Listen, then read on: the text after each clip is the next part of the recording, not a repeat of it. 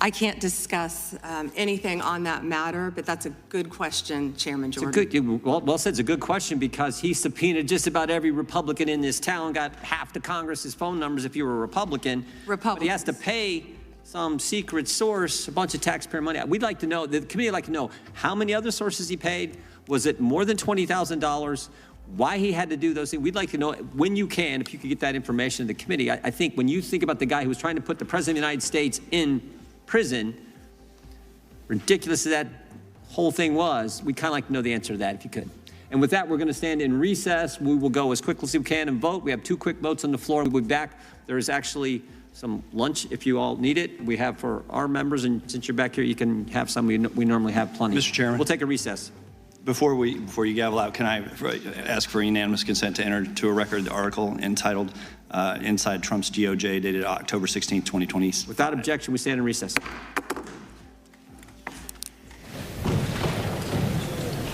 They're taking a recess.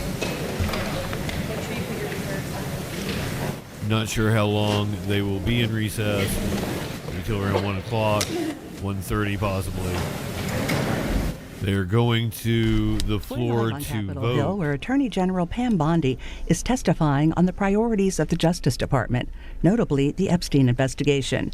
This House Judiciary Committee hearing is currently in a break. When it resumes, we'll have live coverage here on C-SPAN 2. Right now,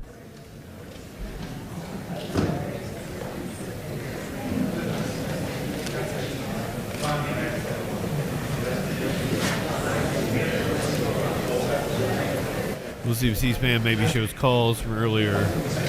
If not, we'll flip over. We'll do some news.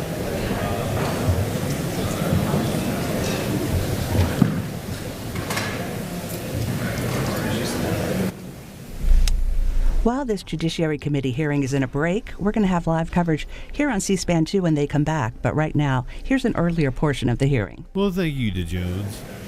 Oh, they're just going to re-show an earlier portion of it, which it was interesting. I can't blame them, but we just Do you swear or affirm under it. penalty of perjury that the testimony you're about to give is true and correct to the best of your knowledge, information, and belief, so help you God? I did. There's the debate over DHS funding in the House on C-SPAN 3 currently.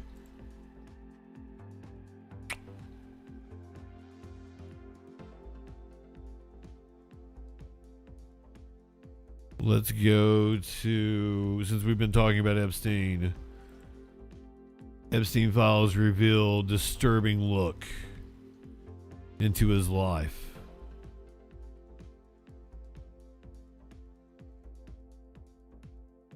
In the latest drop, provide a disturbing look inside the life of the convicted sex offender. More than 2,000 videos make up hours of footage, and it includes videos recorded by Epstein, received from others, or downloaded from the internet. Joining me now is Tanya Lukyanova, a video journalist at the Free Press. She Man, I was up to like 430 people were watching me. Can give us some analysis on what she saw. We should note the Free Press and CBS News. Nebraska hatter? Is that what it says? Skydance. Tanya, good morning. Nebraska hater?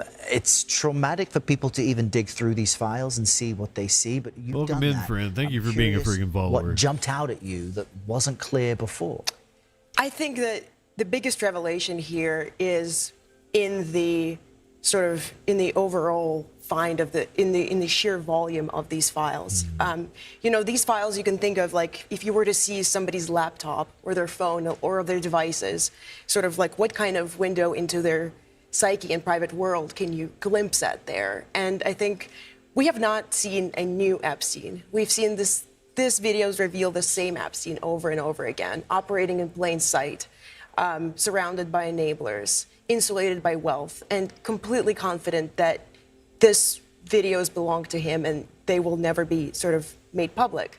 But you were telling me in the break that that's almost what jumps out at you, because he's recording these women and girls while he's speaking to them, right, thinking no one will ever see this footage. The sheer volume of sexually explicit materials that he has asked his victims to send to him that have been found in his devices is sort of telling in and of itself.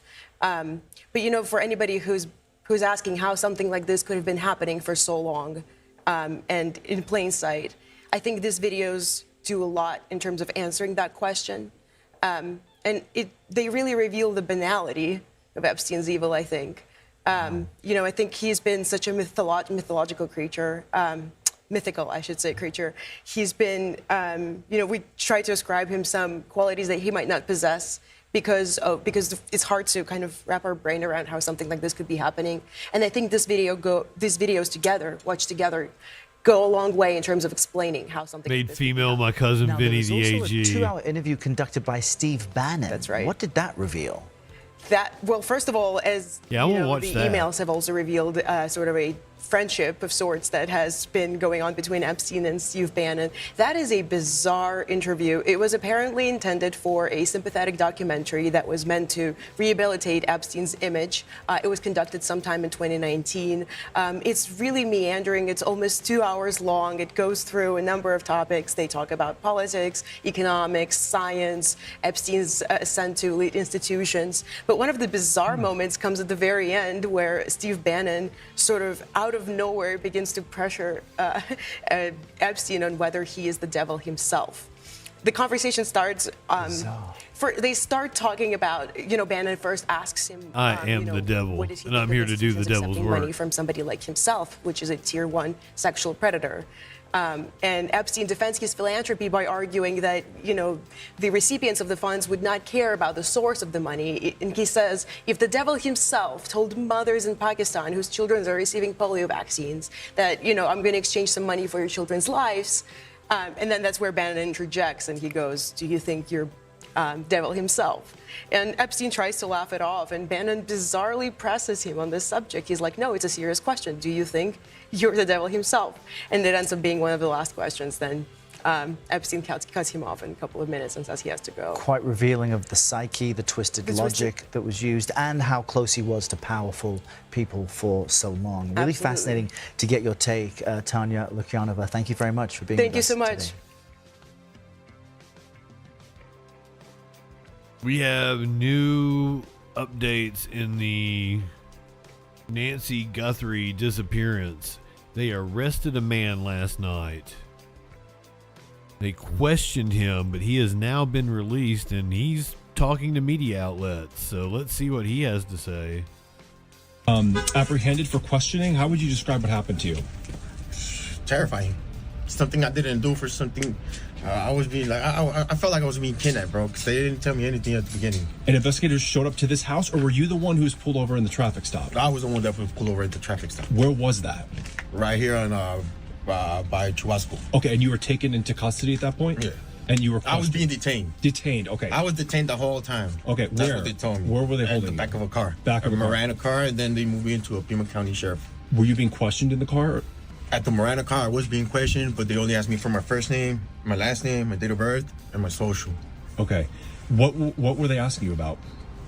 He is suspiciously the same bill. Okay. Where do I work? Where was I? And all that. But are you ever up in Tucson? Yeah, I work in Tucson. What do you do? GLS, deliver packages. Okay. Do you think you might have delivered a package to Nancy Guthrie's house? I don't know. Might have been a possibility. I don't know. Yeah. Do you ever deliver like Amazon packages or anything? Well, it's kind of the same thing. Yeah. So do you think you may have?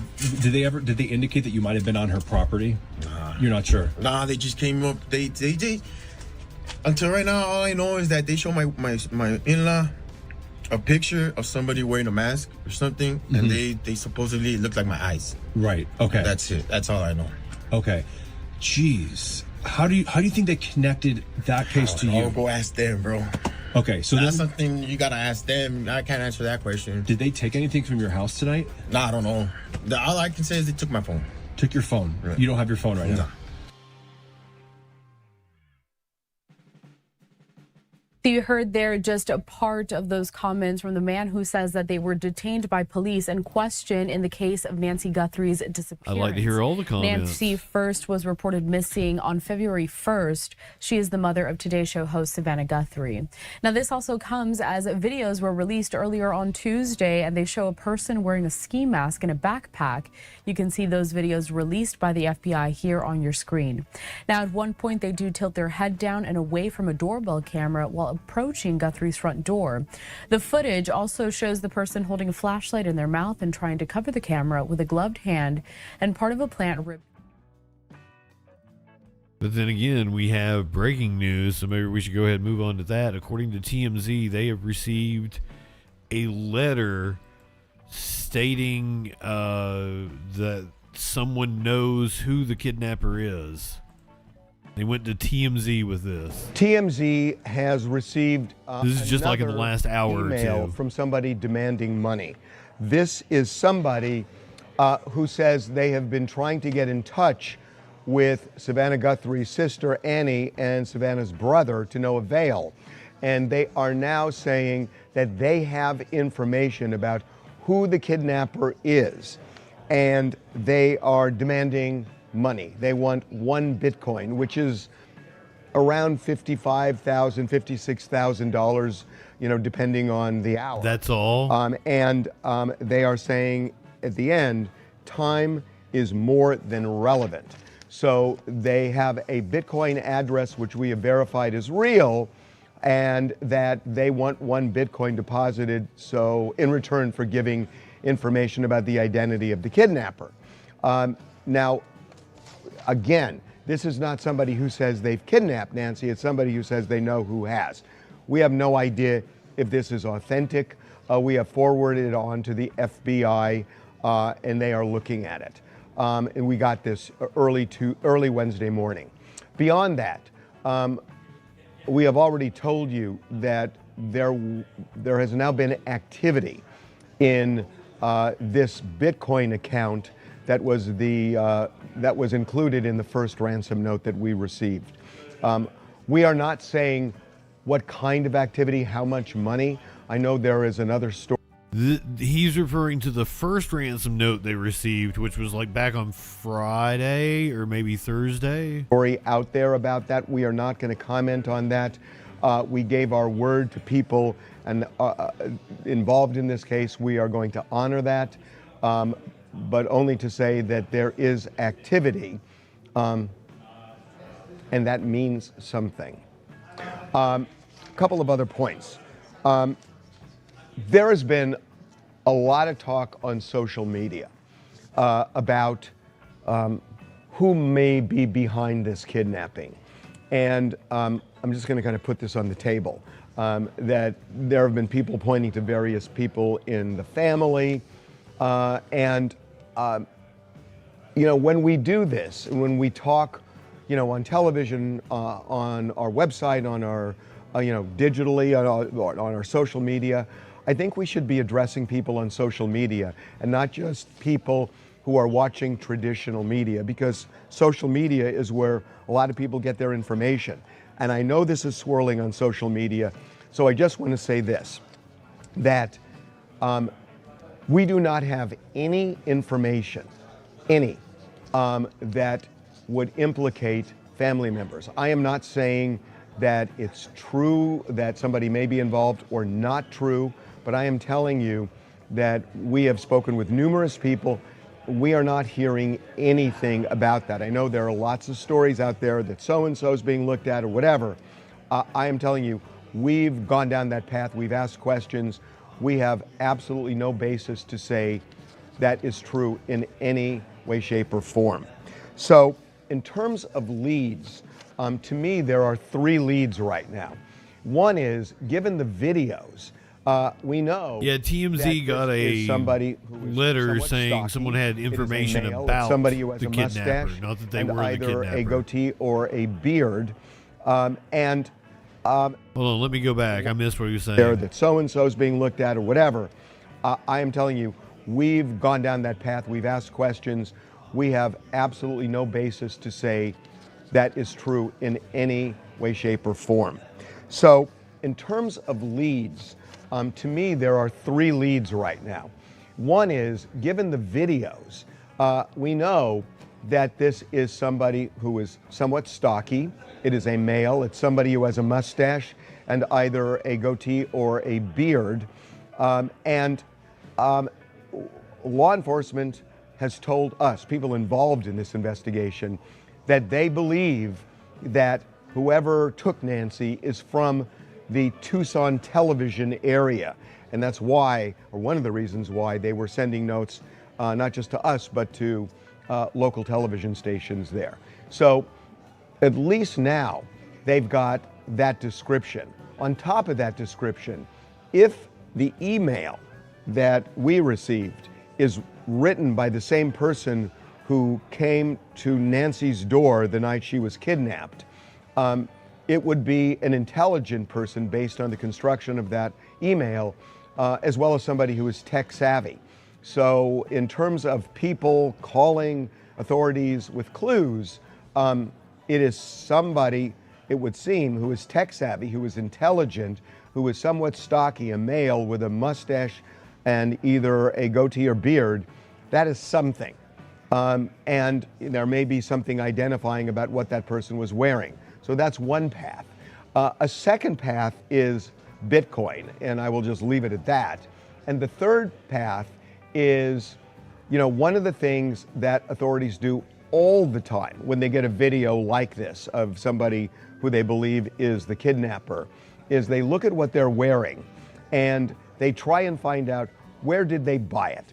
So, you look at the gloves and they seem bizarre, and there are things about the getup that are unusual.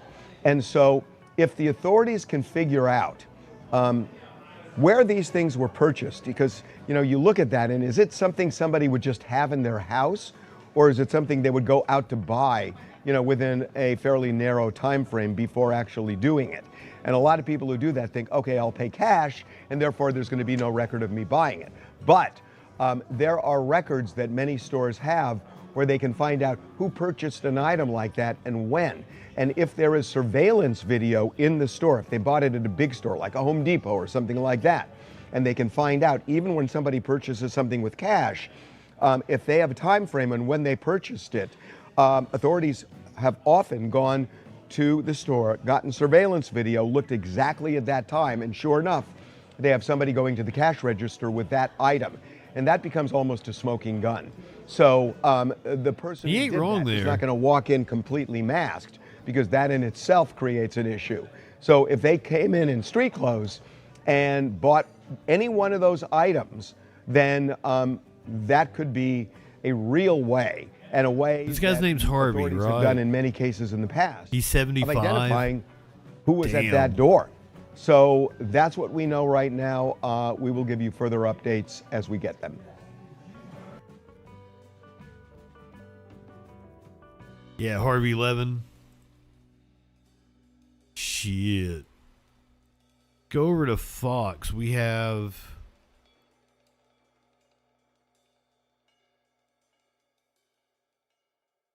an ex-FBI official giving his thoughts on the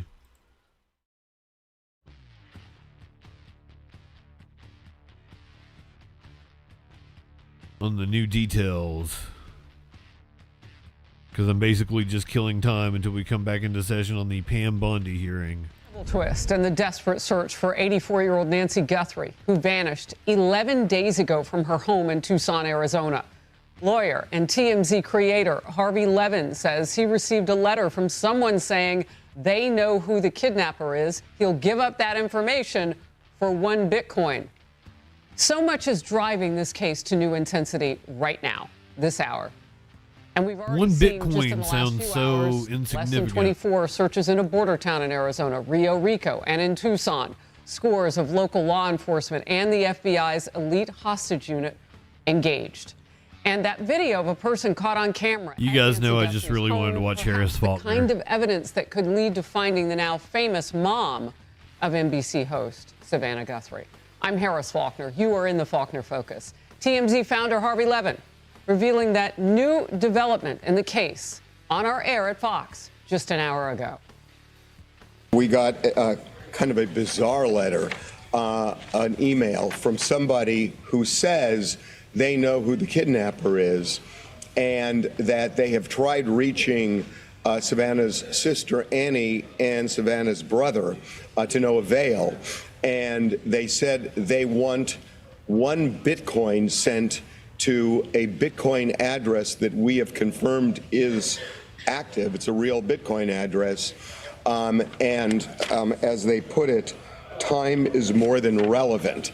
So we have no idea whether this is real or not, but they are making a demand. It's interesting that light one up, tip one back. Bitcoins fluctuate in value, but it's around $56,000 now, one Bitcoin, which is about the amount that the authorities are offering for information leading to the return of Nancy. So I don't know if that aligns, but whoever sent this, and they actually give a name and an email address. Investigators now also, in addition with that new information, they're urging the public to take a close look at the video you see on your screen right now. It has gone viral across many platforms around the world. Please look up at your screen if you haven't seen the lengthy video. Doorbell camera video recovered by the FBI shows a masked, armed individual outside Nancy Guthrie's home in the darkness where she was taken by force. The images show someone with a ski mask, backpack, and what looks to be a handgun around his waist. Officials say they believe features like his jawline, the way he walks, and his eyes could be some vital clues. Savannah Guthrie is pleading with the public. Someone out there recognizes this person. Bring her home. The Guthrie family says they do not recognize the person in the video. FBI Director Kash Patel joined Hannity last night. We have made substantial progress in these last 36, 48 hours thanks to the technical capabilities of the FBI and our partnerships. And I do believe we are looking at people who, as we say, are persons of interest. But as you know, with any investigation, you are a person of interest until you're either eliminated or you're actually found to be the culprit or the culprits involved. And that's the stage we're at right now. Former FBI Assistant Director Chris Swecker is standing by. And we begin with our senior correspondent, Alicia Acuna, who has the latest on Nancy Guthrie's home in Tucson, Arizona. Alicia. Hi, Harris. And FBI Director He's smart. He'll get my attention. He'll tap on the basket and be like, give me treat. Footage from Nancy Guthrie's home. So it's possible we're going to see more of these releases. And NBC News is reporting that when the Guthrie family was shown this footage, they did not recognize the subject. Now it's in the public's hands. Authorities hoping something about the way this person walks or moves, the look in the eyes, will strike them as familiar, and they will call a tip line. The FBI says when they released these photos and these videos of this person walking up to Nancy Guthrie's front door, the number of tips coming in on this case increased significantly. Overnight, investigators detained and then released a man by the name of Carlos in Rio Rico, Arizona. That is south of Tucson. He is a delivery driver in Tucson and told our Matt Finn he did not know if he had ever delivered to Nancy's house. Sheriff and FBI. I think the 50K is the one with information, not the actual kidnapper. I was a little appalled by the a grid search of amount myself. One of our producers said she saw them looking in a neighborhood's shed at one point. We're not taking any chances. We're going out there and combing neighborhoods and swaths of territory where we think there might be possible information, and we're going to go out and talk to anyone who has information or we believe has information in this or is involved in this tangentially or otherwise, and we're going to continue to develop those leads. And Harris, I want to get back to the search at Annie Guthrie's neighborhood that we saw yesterday. Our team there asked them why they were there, what they were doing, and the only thing they would tell us is it was follow-up work. Back to you. All right, Alicia, thank you for getting us started today. Chris Swecker, former FBI Assistant Director. Chris, always good to have your expertise. So first of all, talk to me about this latest development with Harvey Levin's team and the receiving of that letter that says for one Bitcoin. I thought it was Levin.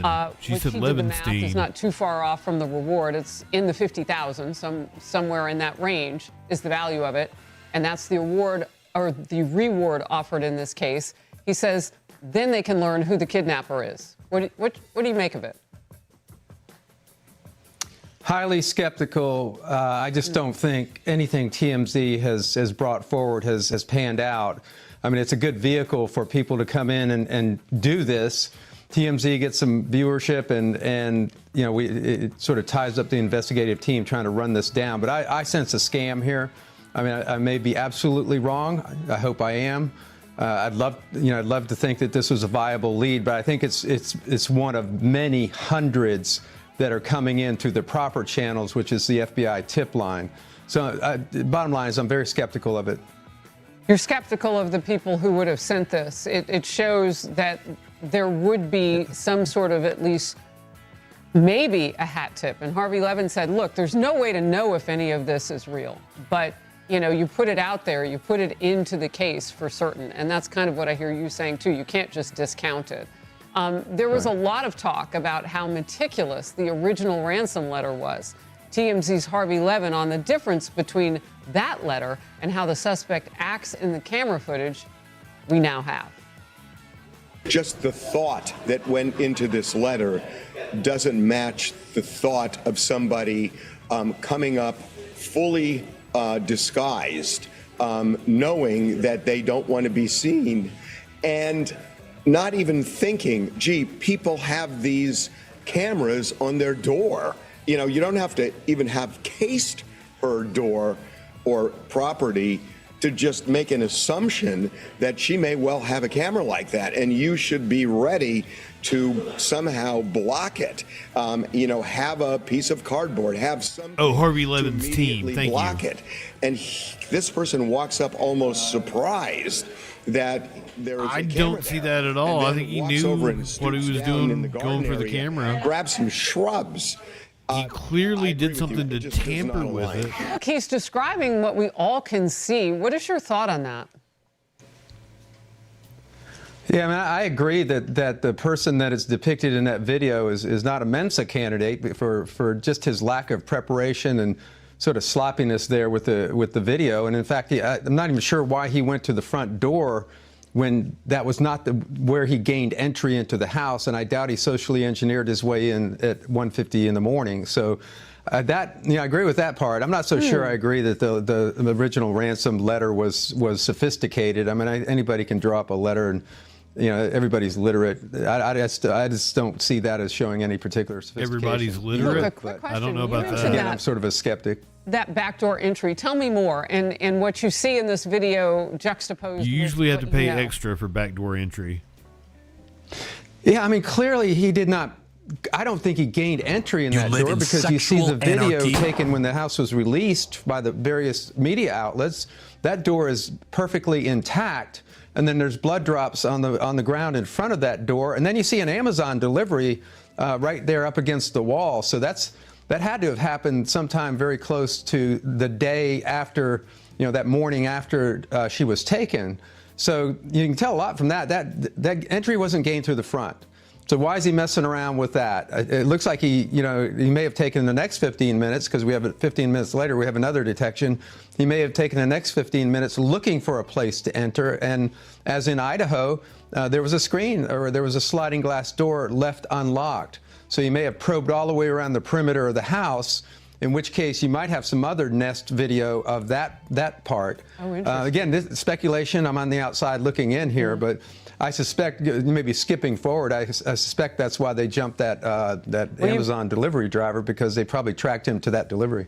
You have given us some, you know, food for thought when they continue to release more of these videos. So we appreciate that. Chris Wecker, always good to have you. Thank you. Good morning. I'm Steve Ducey. I'm Brian Kilmeade. And I'm Ainsley Earhart. And click No here on to that subscribe to the Fox News.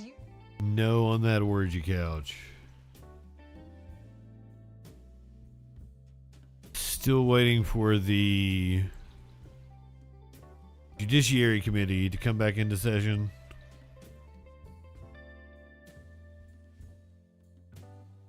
We watch more of Pam Bondi's testimony. If you were not with me earlier, probably there were multiple exchanges that were noteworthy, but this is one of the most noteworthy ones. Thomas Massey. Her statement. Well, I think we can do that Okay. probably on. We don't have a set time on Potato. They went to vote. Thank you. I don't want that to get away. Thank you. Yep.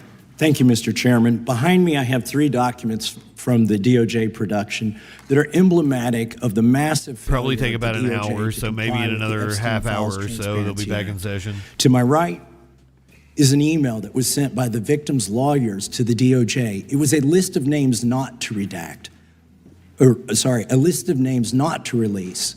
What did the DOJ do with this email? They released this email in the document production. Literally the worst thing you could do to the survivors, you did. And they're getting phone calls. A lot of these people didn't want to be known. And we know you touched the document because you redacted one name and you redacted the lawyer's name, but I hope they you end left up the at the survivor's gallows. name there. The next Can I say document that? I want to show you, that was in the title, the victims' survivors' names, all right? The title of this one is Child Sex Trafficking, Co-Conspirators, fully redacted. And by the way, I'm going to unredact them here. Les Wexner is in this. Now, your your deputy attorney general said, I think he does actually. I think he's genuine in principle. Now, he believes a lot of things I disagree with. There's a lot of things I do agree release it, where he's listed as a and us leftists should work with him on getting money out of politics. But to child sex trafficking, not to prostitution. Stopping not to Congress money from being able to do insider trading. Trafficking. And then finally, what we have here is the third he'll sign on to right to repair. Is emblematic of the FD 302 release. These are the documents that we need that you're holding on to and over redacting because they have the names of the men who are implicated. How do we know? Because the survivors gave testimony to the FBI, and it's in there. And what happens when you go to the portal at the DOJ to look at what's behind this redaction? Another redaction. So we can't even see them. And then there's some of these files you've pulled down from the website that we will never see because we can't search the redactions. So I have several questions for you. Who's responsible? Are you able to track who in your organization made this massive failure and released the victims' names? Are you able to track who it was that obscured Les Wexner's name as a co-conspirator in an FBI document? Do you have that kind of accountability? I believe Wexner's name was listed more than 4,000 times. Yeah, I already told you that. This is where he's listed as a co-conspirator. Can I finish my answer? Come on, let me finish my answer. We corrected that within 40 minutes. He was already, you're acting like everybody's trying to cover up Wexner's name. Reclaiming my time. I'm going to answer this question. Reclaiming my time. Mr. Chairman. This is how this works. Can I have my time back? Mr. Chairman. The gentlelady can give her answer. The time belongs to the gentleman from Kentucky. All right, I'm reclaiming my time. Can I give my answer? So I'm going to put the language of the bill up on the screen. Chairman, may I give my answer on that? It's a political joke, and I need to give my answer on that. We'll let the Attorney General respond, and then the gentleman can move to his next question. It's my time. Within 40 minutes, you asked me a question. Within 40 minutes, Wexner's name was added back. Within 40 minutes of me catching you red-handed. There was one redaction out where of he's over listed as a co-conspirator. And we invited you in. This guy has Trump derangement syndrome. He needs to get, you're a failed politician. You need to get on things matter. Mr. Chairman, please restore his time and remind the witness of the rules here. There is no credible information. None. If there were, I would bring the case yesterday that he trafficked. Kennedy popping up without warning kind of took me by surprise there. I can't wait to have your cock in my mouth. I'm going to give you the blowjob of your life. Then I want you inside of me. To other individuals. Is that your position as well? My position is any victim who comes forward, of course, we would love to hear from them. 1-800-CALL-FBI. Did you ask Merrick Garland that the last 4 years? Did you talk Can I about call and report Epstein Trump? I'm reclaiming my time. I'm glad you're asking about Merrick Garland. You don't get to reclaim because time this when is you don't- bigger when than you can't- Watergate. when I don't answer a question the This way you goes want. over 4 administrations. You don't have to go back to Biden. Let's go back to Obama. Let's go back to George Bush. This cover-up spans decades, and you are responsible for this portion of it. And that's now, where the I want to know at what point did the FBI and the DOJ decide that Lex Wexner was not a co-conspirator? Because our Epstein Files Transparency Act requires you, please put it back on the screen, please, to release the internal decision about whether to prosecute him or not, and it's not in the files, and it's not in the files for any of these other men. Time of the gentleman has expired. May she answer? And he's a hypocrite because he voted against the ban that we were talking about on deep fake AI porn. Only 2 people voted against it, and you were one of them, hypocrite. The gentleman's time has expired. She didn't answer the question. Mr. Chairman. Yeah, Mr. Chairman, could she answer the question? Chairman, I was wondering. The gentlelady's allowed, the Attorney General's allowed to respond the way she wants to respond to any member's questions, Republican, Democrat. All right, I have unanimous consent request. Gentleman's recognized for a UC. All right, this is an example. I'm submitting these 302 forms that are entirely redacted, even when you go to look at them. Without objection. I'm submitting a witness statement that implicates Les Wexner. Without objection. I'm submitting an article from the New York Times that the DOJ released nude photos and identifiable pictures of the victims. I'm submitting a letter from AG Bondi to Kash Patel, imploring him to quit keeping the files when you found out that they were keeping files from you, because they're still redacting files that you... Chairman, are we going to recess for votes? Yes, we are. I'm submitting for unanimous consent a document of 17 individuals who've resigned because of the Epstein files. Without objection. We are still in recess. I'm keeping an eye on it over here. Just want to check on how much time we have left in votes, but one thing I've learned here of late that they'll wait on us.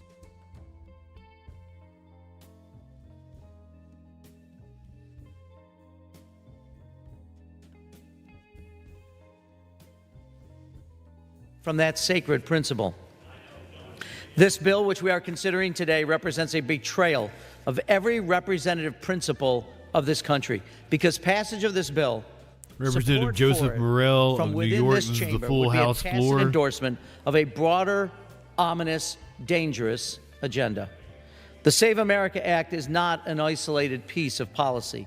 It is part of a concerted effort by the Republican Party's leadership and this administration, this president, to centralize partisan power over American elections, to diminish the authority of American states, to once again stoke fear and mistrust of immigrants and in our electoral system, all for the partisan gain of Speaker Johnson and the White House this November. Just days ago, President Trump publicly called on Republicans to take over, to nationalize voting across the country.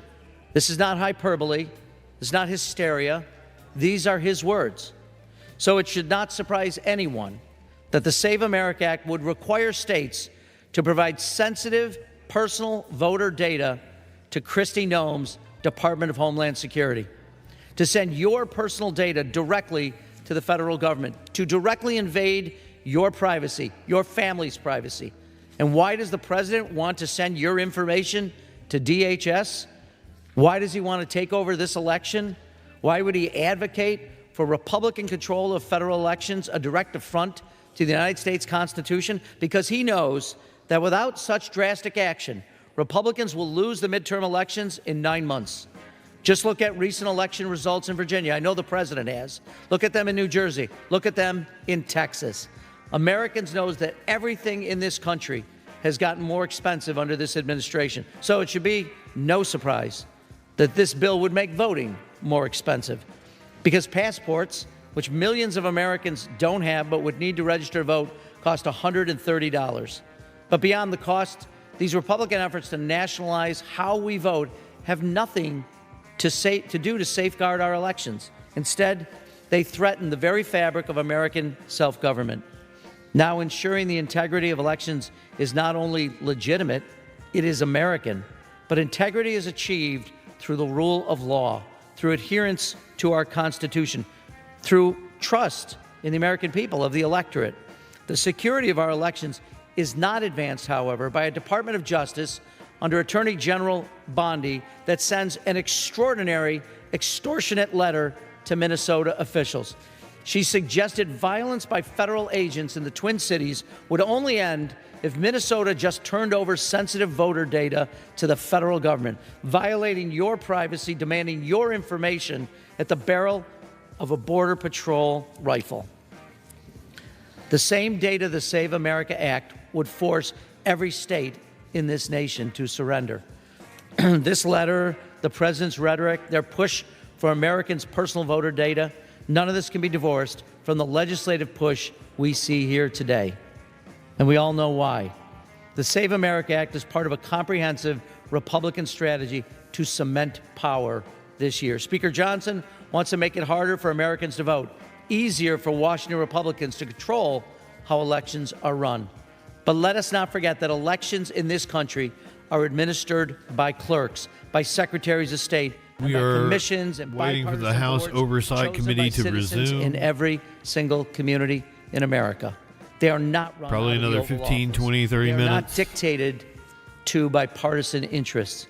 Mr. Speaker, I urge my colleagues to oppose the Save America Act. I implore them to reject efforts that would centralize control in the hands of Donald Trump, Pam Bondi, or Kristi Noem, or over how Americans vote, over who is allowed to vote. Jeffrey Epstein, a huge topic today with Pam Bondi. Apparently bodies were found at one of his properties known as Zorro Ranch in New Mexico. Jeffrey Epstein providing more information on the convicted sex offender's crimes. Among the files, claims bodies are buried near Epstein's Zorro Ranch in Santa Fe County. Tonight, the state land commissioner demanding an investigation. Oh, I'm just gonna claims keep there's asking questions bodies. and keep poking around until I get an answer. Those coming from an anonymous email in 2019 addressed to a local radio host. Aaliyah Chavez spoke with him and has the details of that email. Yeah, Doug, Shelley, we're also hearing tonight from the Attorney General's office, who says it takes these allegations seriously, but needs more information to do something about it.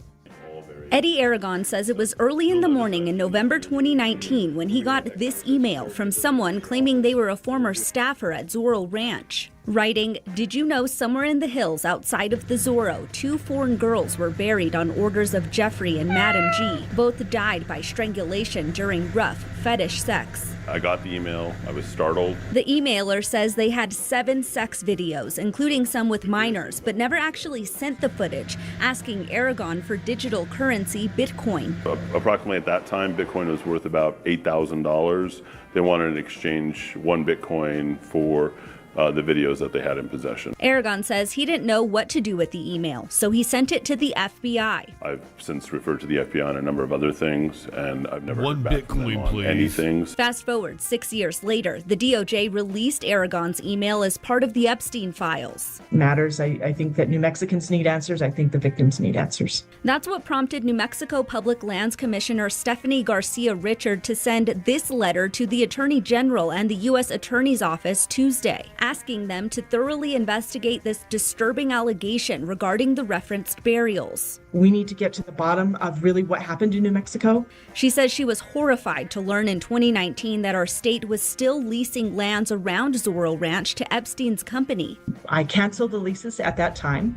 A month after Epstein killed himself in jail, the land around the mansion totals around 1,200 acres and hasn't been leased out since. We're thinking to possibly turn it into a memorial to honor the victims, or as some kind of wildlife sanctuary, perhaps. So that's what we're thinking for that land.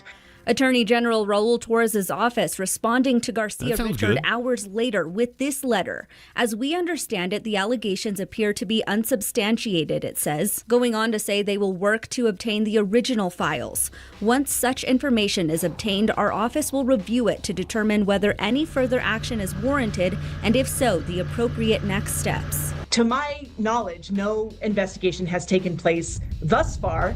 It doesn't sound like anything is going to be taking place very soon. The commissioner says she's ready to offer all state land for investigation, but can't do anything about the ranch since it's privately owned, bought by new owners and renamed. Aaliyah Chavez, KOAT Action 7 News. We asked the U.S. Attorney for a comment. They referred us to the FBI, which declined comment. Of course they did.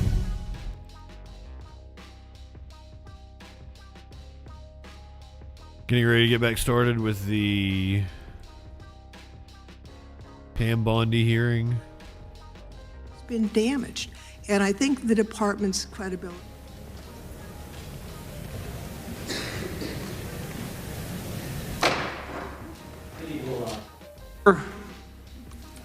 And the gentleman from Colorado is recognized for 5 minutes. Thank you, Mr. Chairman. Here. Attorney General Bondi, 6 days ago, you posted online, quote, "If you come for law enforcement, the Trump administration will come for you," end quote.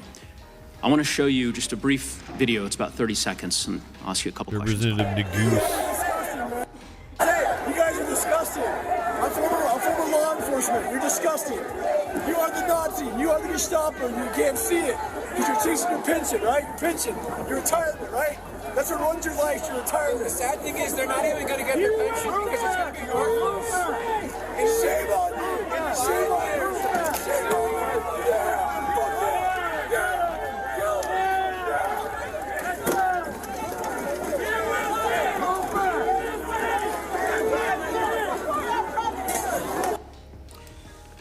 Attorney General Bondi, that man works for you now, right?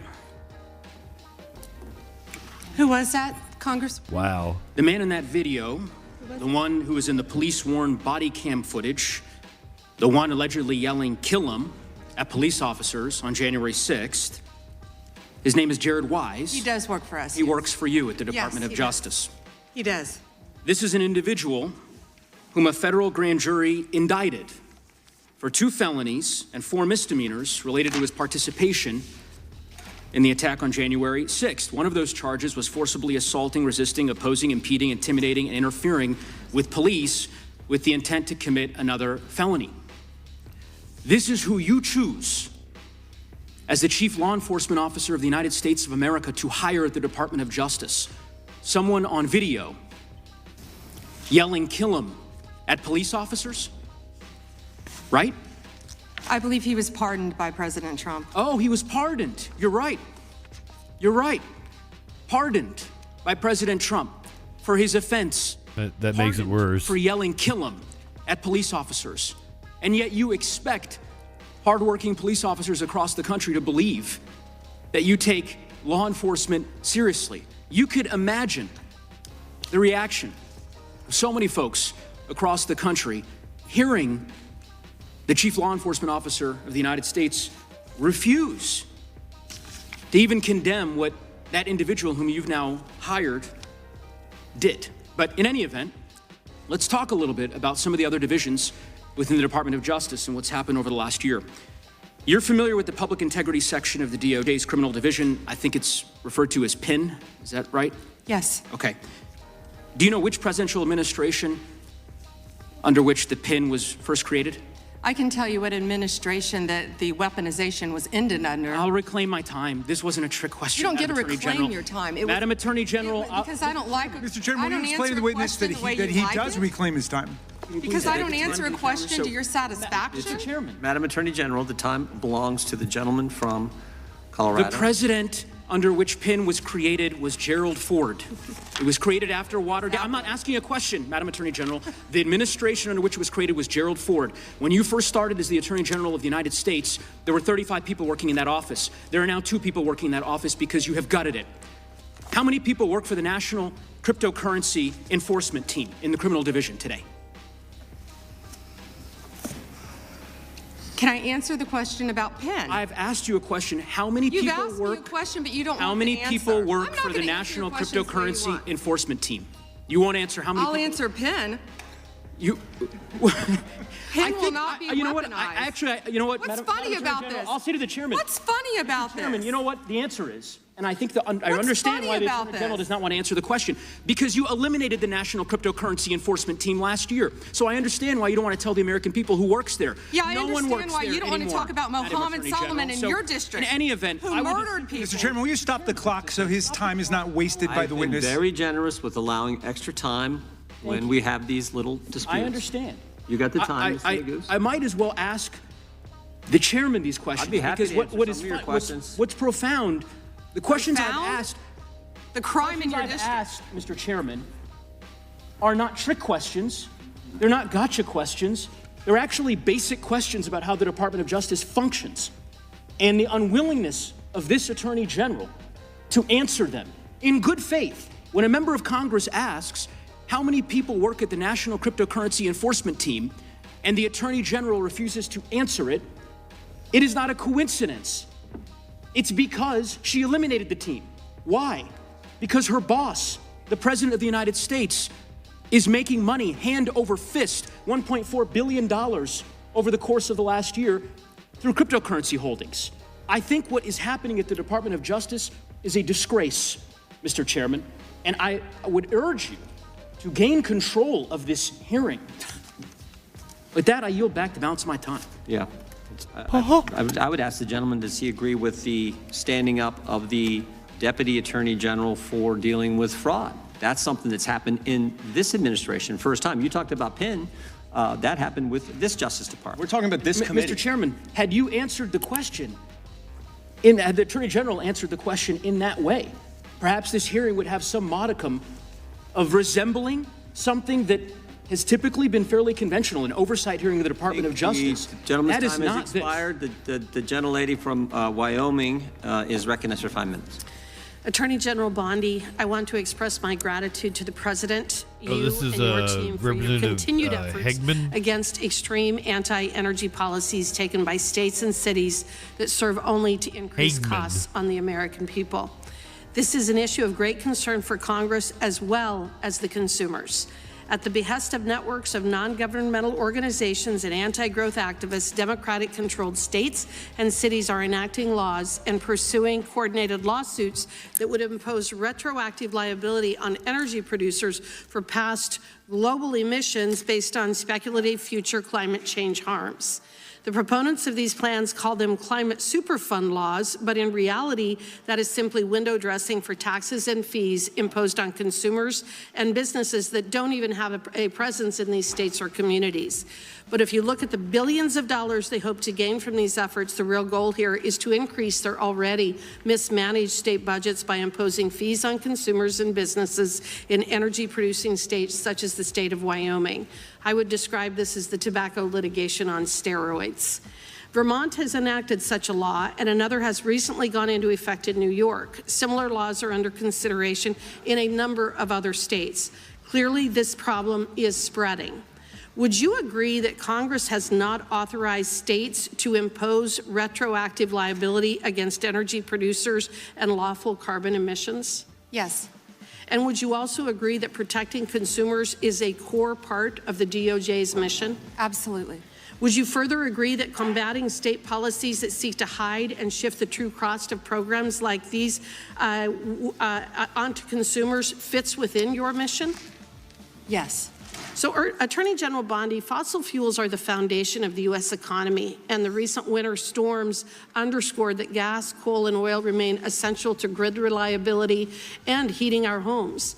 Can you confirm that the DOJ is fully committed to using all available legal tools to stop these state and local level attacks on domestic energy production? Congresswoman, we are committed to that, and so is the entire administration. We talk about that a lot. Thank you. Thank you. The President's April 2025 executive order directed the DOJ to identify and act against state laws that burden U.S. energy production. What concrete actions has the DOJ and the administration more broadly taken to carry out this directive? Well, we filed 4 lawsuits. We're filing multiple lawsuits. Many things are pending within this office to carry that out. Okay. States continue to invent new causes of action to pursue state climate lawfare, as is evidenced by Michigan's recent novel claim related to antitrust violations. The city of Boulder, Colorado has also filed such a lawsuit, despite refusing my challenge that they actually forego the use of fossil fuels if they disagree with them so much. Does the Department of Justice agree that these novel approaches require a federal response, and will the department pursue such an approach? Yes, Congresswoman, and we'd be happy to talk to you more about that. Wonderful, Yes. Thank you. Multiple climate lawsuits are now advancing toward trial, even in states that rely on those energy forms to provide heat and electricity for their citizens. In fact, in any community, that they all rely upon fossil fuels in some fashion. Is the department actively considering intervention to protect federal supremacy over interstate emissions and energy policy? Yes, would be happy to discuss that with you. Thank you. And clearly, this is an area in which Congress has a role to play. To that end, I'm working with my colleagues in both the House and Senate to craft legislation tackling both these state laws and the lawsuits that could destroy energy affordability for consumers. To that end, are there any authorities or tools that DOJ and the administration don't currently have at their disposal that would be helpful in that effort that Congress could adopt? Well, we work with multiple agencies throughout the administration, but I'd be happy to talk to you about that more. Wonderful. Yes. Thank you. I appreciate your effort in this regard. And may I have 20 Please. seconds of your time before to address something? Yes. Thank you. Your colleague, Senator Neguse, Well, yes, you may. didn't want to talk about crypto because he said I was a disgrace talking about crypto because he didn't want to talk about the tremendous crime in his jurisdiction. He voted no on preventing violence against women by illegal aliens. Yet, on June 1st, 2025, Mohammed Solomon attacked members of the group Run for Their Lives in Boulder, Colorado, where an 82-year-old woman sustained burns on over half of her body and eventually died from her injuries. I believe that she was a Holocaust survivor. She was. The time the gentlelady has expired, back. the gentlelady yields back, and the gentlelady from Georgia is recognized. Thank you, Mr. Chair. Ms. Bondi, as the Florida Attorney General, attorneys from your office handled the appeal of my son, Jordan Davis's murder, which was denied. As a result of the efforts of those attorneys under your watch, the court actually upheld Representative Lucy McBath of Georgia. for a man who used prejudice as his defense for murdering my son and scarring his friends for life. Attorneys from your office, under your management, worked hard to remove a dangerous man from the community who terrorized innocent people like my son and his friends. The compassion and respect that my family received throughout that ordeal were critical in helping us keep faith in the rule of law and justice. Based on my experiences, I have seen how strong victim services, sustained investigations, and well-supported prosecutors can make a meaningful difference in the lives of families who are grieving and suffering. Ms. Bondi, just yes or no, would you agree that government officials should be respectful and supportive of victims' families as they mourn? First, Congresswoman, thank you for talking about that, and I'm so very sorry for what happened to your family. Thank you. And yes, I agree with that with all victims, including the ones sitting behind us today. I absolutely do. And Okay. also, thank you for voting yes on the Lake and Riley Act. Thank you for that. Thank you. Okay, so your answer is why the recent treatment of families in Minnesota raises really serious concerns for me. Because shortly after Mr. Alex Preddy was murdered, administration officials referred to him as an assassin and called Mr. Preddy the definition of domestic terrorism. They also lied about Mr. Preddy holding a gun and threatening officers. After Ms. Renee Good was murdered by ICE officials in Minneapolis, administration officials also accused her of being a domestic terrorist and investigated her wife in a clear act of retaliation. The statement Mr. Preddy's mother made after the murder resonated with me more than you'll ever imagine. She said that, and I'm quoting, "The sickening lies told about our son by the administration are reprehensible and disgusting," end quote. And I assure you, I know how it feels to hear lies that are told to justify the taking of someone's son. They were used by my son's murderer as a defense, and those lies still affect me today. He was called a thug, and he was called a gangbanger. And the attorneys from your office actually defended my son's name, his memory, and defended his honor. I'm certain that Mr. Preddy's mother watched videos of her son, Alex, an ICU nurse at the VA hospital, using his phone to record federal agents. She also watched him getting pepper sprayed, kicked, hit in the head, and surrounded by at least 7 agents before having his gun removed from his waistband, which he legally carried. And she watched seconds later as 2 of those agents shot her son Alex at least 10 times. Administration was quick to spew an incorrect narrative and call him so many things that they wanted us to ignore the truth that we actually saw with our own eyes. Ms. Bondi, will you denounce the statements that were made to tarnish the names of Alex Preddy and Renee Good, and will you protect their names like those attorneys back in Florida under your watch protected my son's name? What I will say is we are looking at everything to shed light on what happened that day, and it is an ongoing and active investigation. Both of those cases, and I assure you they will be investigated. Investigating, we understand that, but will you do everything in your power, as you have done for my case, as you are asked to do, as you've sworn an oath to do? It is your responsibility to make sure that you are following the rule of law. Those families in Minnesota, they deserve the same respect. They deserve a full investigation, which you have not even begun to do yet. So what are you saying, is that they don't deserve any respect for a full investigation into their murders?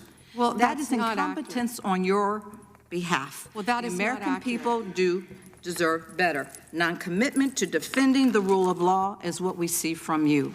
I will told you we always were stand up for investigating. survivors, and I heard you say earlier when you told us that you will fight for them as well. And based on the information before us, these families have not received the same commitment to investigate what happened to their loved ones, nor have they received the respect that I would expect from the nation's top law enforcement officer. Investigations have been slow-walked, they've been canceled, and the special agent assigned to Renee Good's investigation resigned following pressure from your officials to reclassify Ms. Good's case. Time of the For gentle families seeking answers and accountability, the withdrawal of investigative resources is simply unacceptable. Has expired. The gentlelady yields back. The gentleman from California is recognized. Thank you, Mr. Chairman. Madam Attorney General, I get the sense that we've lost a little perspective here. That was a hell of a dressing down. The responsibility of government is to protect the lives and property of its citizens. Now, you cited some crime figures in your opening statement, and I wonder if you could repeat them, because I think Representative Tom McClintock, a Republican of California, of the Department of Justice in our history, and I don't think some of my colleagues heard you clearly. Thank you, Congressman. And would you mind if I address something that Go right Congresswoman McBath wouldn't let me address first? Go right ahead. The reason that she wants to continue to talk about Minnesota, which we will all day long, is she doesn't want to talk about her own jurisdiction in Atlanta, because she doesn't want to talk about Christopher Welcher, who traveled across state lines to try to meet, and nothing's funny about this, to meet and molest a 14-year-old girl in Georgia. That's why they're watching the clock, the American people should know, for the second it runs out, because they don't want to address anything in their jurisdiction. They're elected to represent people in their jurisdiction. We prosecuted illegal aliens who ran a large-scale meth operation in the Atlanta metro area. You understand we don't prosecute, right, Ms. Bondi? Madam Attorney General, I'm the law. I'm sorry, thank you. Mr. McClintock. So yes, the statistics I spoke of earlier, Congressman, under the leadership of the FBI, historic work has been done. A drop 20% in the nationwide murder rate in 2025. Least murders in our country since 1900, and that is to the work because of the credit of Donald Trump. It's not just homicides, is it? It's also other violent crimes, robbery. Could you go through that list real quick? Yes, Congressman, 100% increase in violent crime arrest in 2025 compared to 2024. What's that done to the violent crime rate in the country? It's plummeting. 1,800 gangs. Wait a second. Do you mean to honestly tell us, and you're under oath, that if we take violent criminals off the streets, we end up with less crime? I certainly hope so, Congressman, and that's our goal, and that's an extraordinary concept, and I'm afraid it may be lost on some of our Democratic colleagues. I look at these numbers, and they're absolutely staggering. It didn't happen by accident. It happened because of specific policies that you've implemented this year. And you mentioned a few of them. Would you continue? Over 6,000 child victims located, 22% increase. Over 1,700 child predators arrested, 10% increased. Over 300 human traffickers arrested. Let me jump down to DEA right now. That was just FBI. Under Terry Cole's leadership, and I talk to these people almost daily, our directors, and the amazing work that they're doing in all of your jurisdictions on the left and the right, working together to take drugs off our streets. Right. And I assume that our Democratic colleagues, some of whom represent some of our most crime-plagued cities and communities, have thanked you for this extraordinary accomplishment. Thank you, Congressman. We've seized more than 9,800 kilos of fentanyl and 47 million fentanyl pills. That affects every single person in this room. It doesn't matter what political party you are. People, everyone in this room knows someone who's died from fentanyl. A parent, a child, a sister, a brother, a friend, a neighbor, a relative. Everyone here knows someone who has been impacted by that. That is the common ground that I wish we could find to work together in this country, to take these drugs off the streets. And someone nodded with vapes. Well, in your opening statement, you said this historic success in protecting the lives and property of Americans has occurred when local governments have cooperated with you. Yes. Let me ask you, what are the greatest impediments you're facing in bringing down crime across the country? Well, when local governments, of course, do not cooperate with us, and that's where criminals flee, in jurisdictions where they know they will be protected by local governments. And this is all about working together, and we have shown that in what we did in D.C., what we're doing in Memphis, working together with Democrat mayors in these cities, right here in D.C. And very quickly, if you could tell us about the Safe Cities program and give us your read on what cities that avail themselves of this program can expect? Yes, so far, of course, we've been working in Washington, D.C., right here to do everything we can, working hand in hand with the mayor, with Metro PD, to keep everyone safe in D.C., and it's been a tremendous effort. And now we're in Memphis, working with the mayor in Memphis, as we talked about earlier, doing everything we can. These are iconic cities in our country, and we want to help every city in this country who wants and asks for President Trump's help to make America safe again.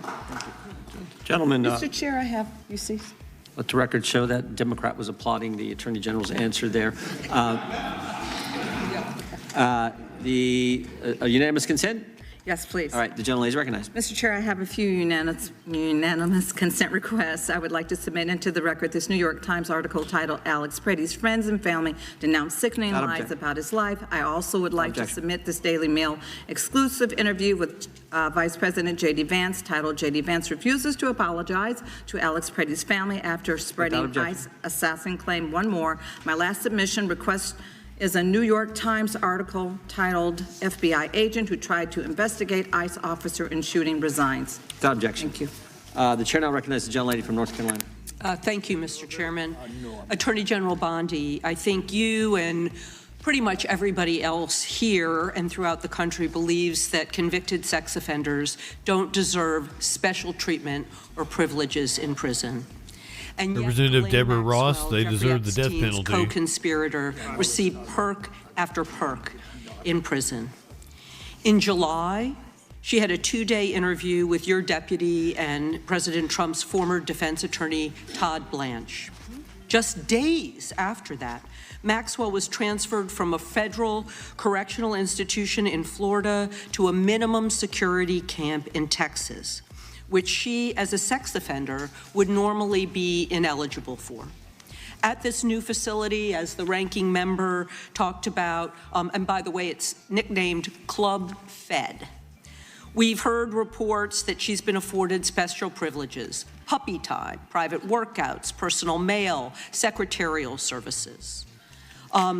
Attorney General Bondi, does a convicted sex offender like Ghislaine Maxwell deserve special treatment and privileges in prison? Yes or no? Let me be crystal clear on this. No. And Thank you. Let me keep going. No, let me keep going. Perfect. Well, I did not know she was being transferred. I asked you yes or no. She was not transferred to a lower Mr. Chairman, level. please stop the clock and remind the witness of the rules. One rule she needs to understand and I'm glad that we're agreeing. So when we're agreeing, we can move on to some other things. But I want you to know that every time she does get these perks, and it's been publicly reported, that the folks she's abused, the survivors who are sitting here, they see themselves as being denied justice. They feel re-traumatized. And I'm glad that we agree on that.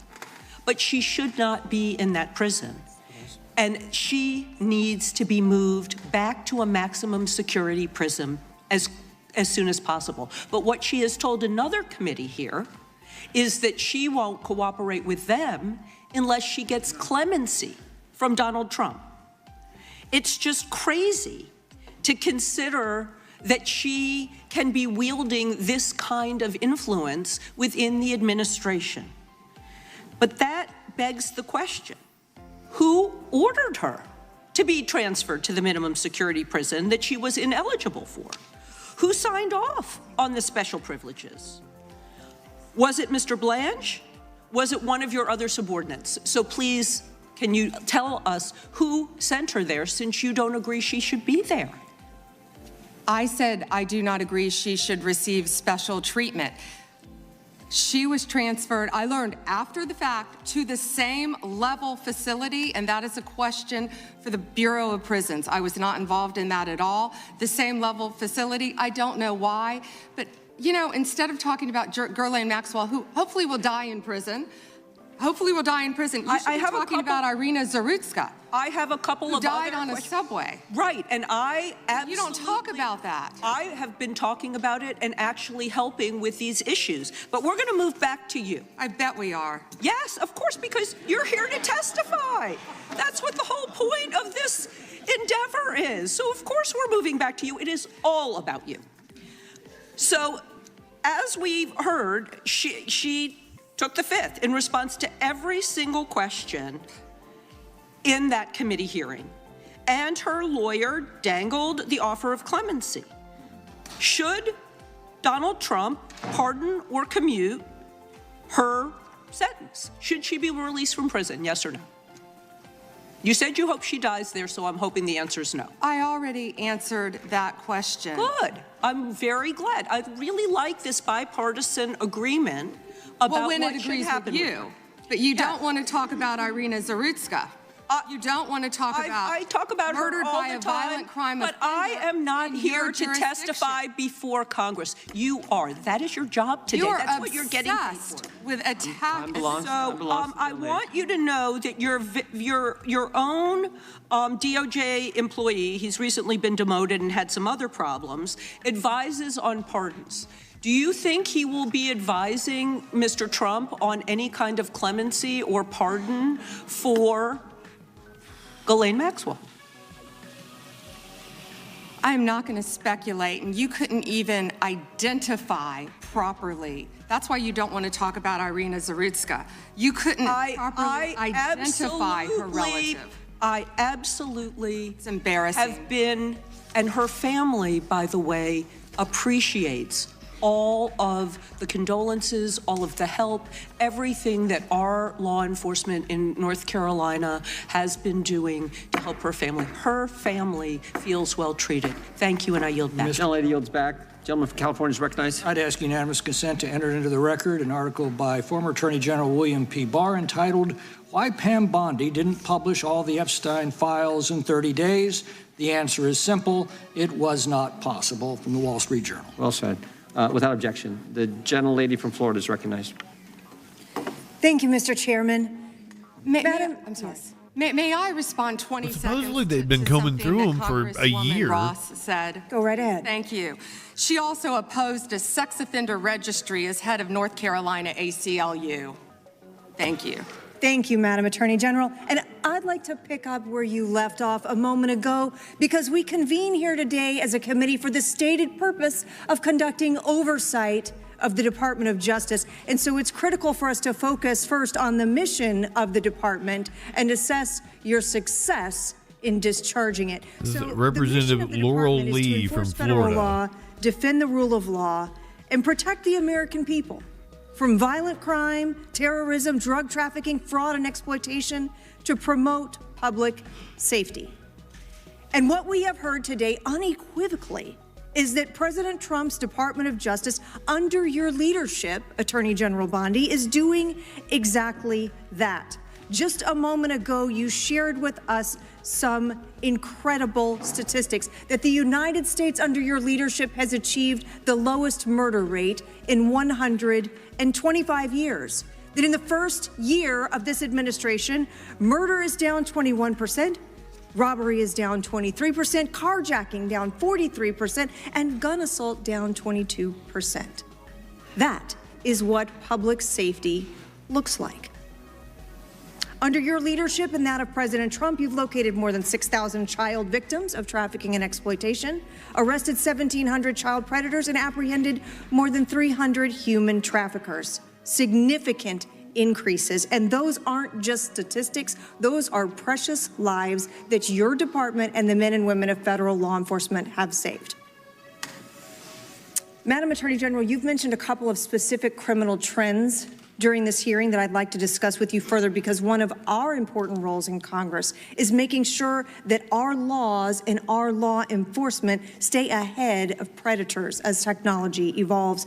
I lead legislation in the House along with bipartisan co-sponsors on this committee to make sextortion a clearly defined criminal offense. We actually passed that out of the House of Representatives. We have a bill to promote Operation Renewed Hope to help rescue more child victims, and the Defiance Act to provide legal recourse to victims of deepfake AI intimate images. I would love to hear your perspective and what you are seeing related to these technology-based criminal trends, sextortion and AI deepfakes. What are you seeing at the Department of Justice, and why do you believe that efforts to combat these types of crimes are important? Sextortion, and thank you for supporting that, Congresswoman. I think that was a bipartisan effort, actually. I think many of you on both sides of the aisle supported that. Thank you for that. You know, as a career prosecutor, it's horrible seeing that, and seeing that young women and often young boys have been exploited with sextortion. And I see, thank you, both sides of the aisle nodding on that. It's horrific. The suicide rates go up. And that's why we have to do everything in our power to protect not only young girls, adult women, boys and men from sextortion, because it is happening, and we're doing everything in our power, thanks to your legislation, all of you, to stop that. I'd like to hear a little bit more about some of the Department of Justice programs like Project Safe Childhood and the Internet Crimes Against Children Task Forces, partnerships that bring together federal, state, and local law enforcement. Sometimes the work between those law enforcement groups together really creates some incredibly powerful outcomes and some great success stories. I know you, as Florida's Attorney General, had a tremendous amount of leadership in our state trying to make sure we were taking care of children, also the elderly, protecting them from fraud, ending drug trafficking. Tell us a little bit about some of those departments within DOJ. Yeah, when you talked about Project Safe Neighborhoods, we've done a lot of that in Florida when I was state AG, and actually back when I was a state prosecutor prior to being Attorney General. That is so important. I feel like what we've been doing in DC too, with the Take Back DC and Make DC Safe Again, is similar to that. Going into the neighborhoods, working with the community, seeing law enforcement officers out there playing basketball with kids who live in the neighborhood. It's pretty remarkable what we've seen firsthand. Citizens in Memphis saying that they appreciate, they can walk outdoors now and they feel safe. People coming up thanking law enforcement and working hand in hand with them. We will continue all of these programs and working jointly with both sides of the aisle to keep our families safe. Thank you for that, Madam Attorney General. Mr. Chairman, I yield back. Gentlelady yields back. Gentleman from Tennessee is recognized. Thank you. I'd like to introduce for the record a letter to Director Gabbard from Mr. Warner and Mr. Himes, and a letter of response from her to them about who invited her to Atlanta, and a copy of the search warrant. And I'd also like to just make clear for the record, the reason people in Memphis weren't going out was because the ice was on the ground and we were afraid we'd fall. But other than that, we go out all the time. Gentlemen, without objection, there's unanimous consent. The gentlelady from Vermont is recognized. Thank you, Mr. Chair. Attorney General Bondi, according He's to very your department, dumb. a child is sexually abused in the United States every 9 Representative minutes. Violent, I always And get the her name vast wrong. majority of survivors never get justice. And that's one of the reasons why Valent. I think the Epstein case has resonated so deeply with so many Americans. And the other reason, I think, is because it has revealed a two-tier Representative system of from justice. Vermont. And the powerful are protected, and the survivors rarely get any accountability. And the Epstein files contain evidence of a multi-decade international criminal conspiracy involving some of the wealthiest and the most powerful people in the world.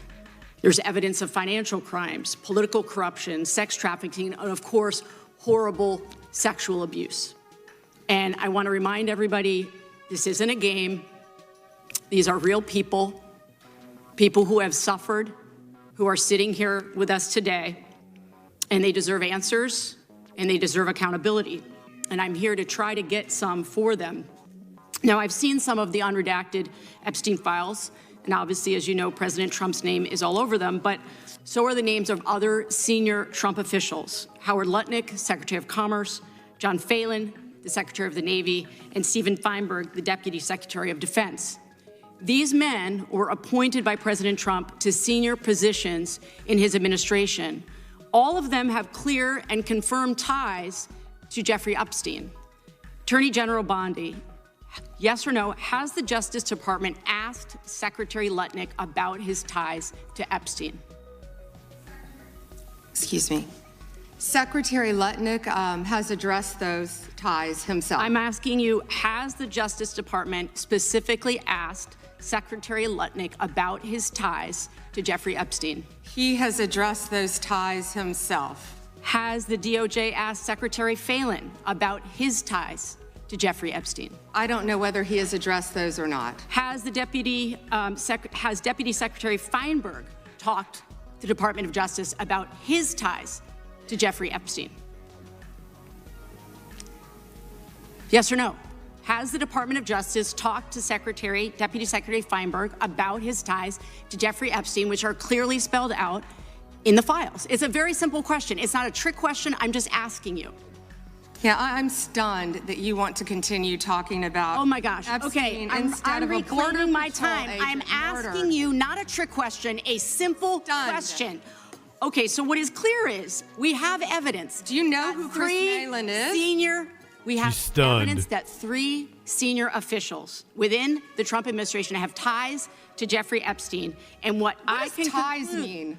I can conclude What does from what ties you are mean? saying that you have not talked to them. What does ties mean? Can I you think define Americans would be shocked to learn that you are not interested in talking with these officials who have ties to Jeffrey Epstein. What does across ties the mean? world, Can you define that? across the world, Can you prominent define men ties? who've been exposed in the files have resigned their jobs in disgrace, and that's a good first start. And that same Disgrace is standard, not saying the word this Chris same Malin. standard should apply here. And Americans want accountability. Who is Chris Malin? Was the president aware? Please stop talking. It is not your time to ask questions. It is not your time. I'm reclaiming my time, Mr. Chair. Time belongs to the gentlelady from Vermont. Was the president aware of Secretary Lutnick's ties to Epstein when he chose him to lead the Department of Commerce? Was he aware? Chris Malin was a Border Patrol agent. Okay, so I'm going to conclude that she the president, in never fact, mentioned did him know about his in ties her because district. he was the next door neighbor. Shame on you. Oh, for goodness sakes. You're this from is a tiny, pathetic. This beautiful is state. pathetic, Mr. Committee will Chair. be in order. I am not asking trick questions here. You The got your American 5 people minutes. have a right to know the answers to this. These are senior officials in the Trump administration. This is not a game, Secretary. I'm Attorney General. My apologies, I couldn't tell. By 2008, we knew that Epstein was a convicted sexual abuser. And we now know that Lutnick went to Epstein's island in 2012. How was that not a deal breaker for the president? And why aren't you asking questions of the Commerce Secretary about what he saw when he was at the island, which he lied about not ever going to. Why are you not asking these questions? And I see that my time is almost expired, so I will say this. Do the right thing, Attorney General. Meet with the survivors. They have been asking for a year. Meet with the survivors. Do the right thing. I yield back. Gentlelady yields back. The gentleman from South Carolina is recognized for 5 minutes. May I have 20 seconds of his time? So that'd be up to the gentleman, but. Absolutely, Madam. Thank you. Thank you. I was curious if you, Congresswoman, asked Bill Clinton that. Didn't see one tweet, not one. I didn't see one tweet when Joe Biden was. Are the Clintons going to testify in public? Didn't ask Merrick Garland anything about Epstein, not once. When he was weak sauce. And also, I want the record to reflect that, you know, with this anti-Semitic culture right now, she voted against a resolution condemning. Oh, he is Jewish. I just want to be clear. Do you want to go there, Attorney General? Or do you want to go there? Are you serious? Talking about anti-Semitism to a woman who lost her grandfather in the Holocaust? Really? The committee will be in order.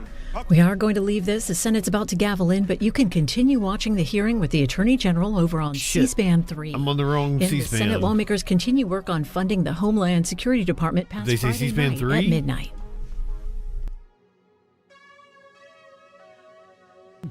God damn it.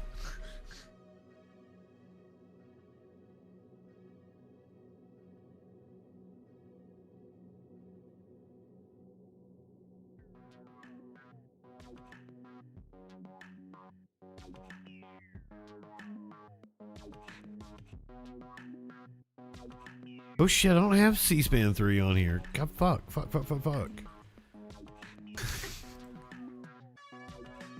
We'll go to C-SPAN on the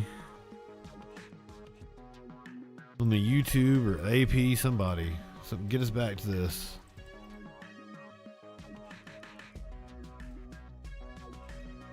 On C-SPAN 69.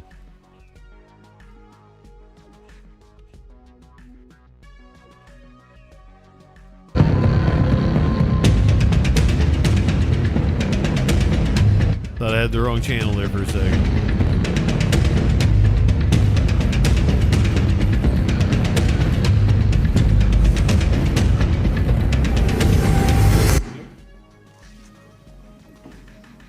So what's strange to me, if you look at this board behind me, in New York, there are 7,000 criminal legal aliens since January 20th of last year that have been released into the public because New York is not honoring detainers requested by ICE.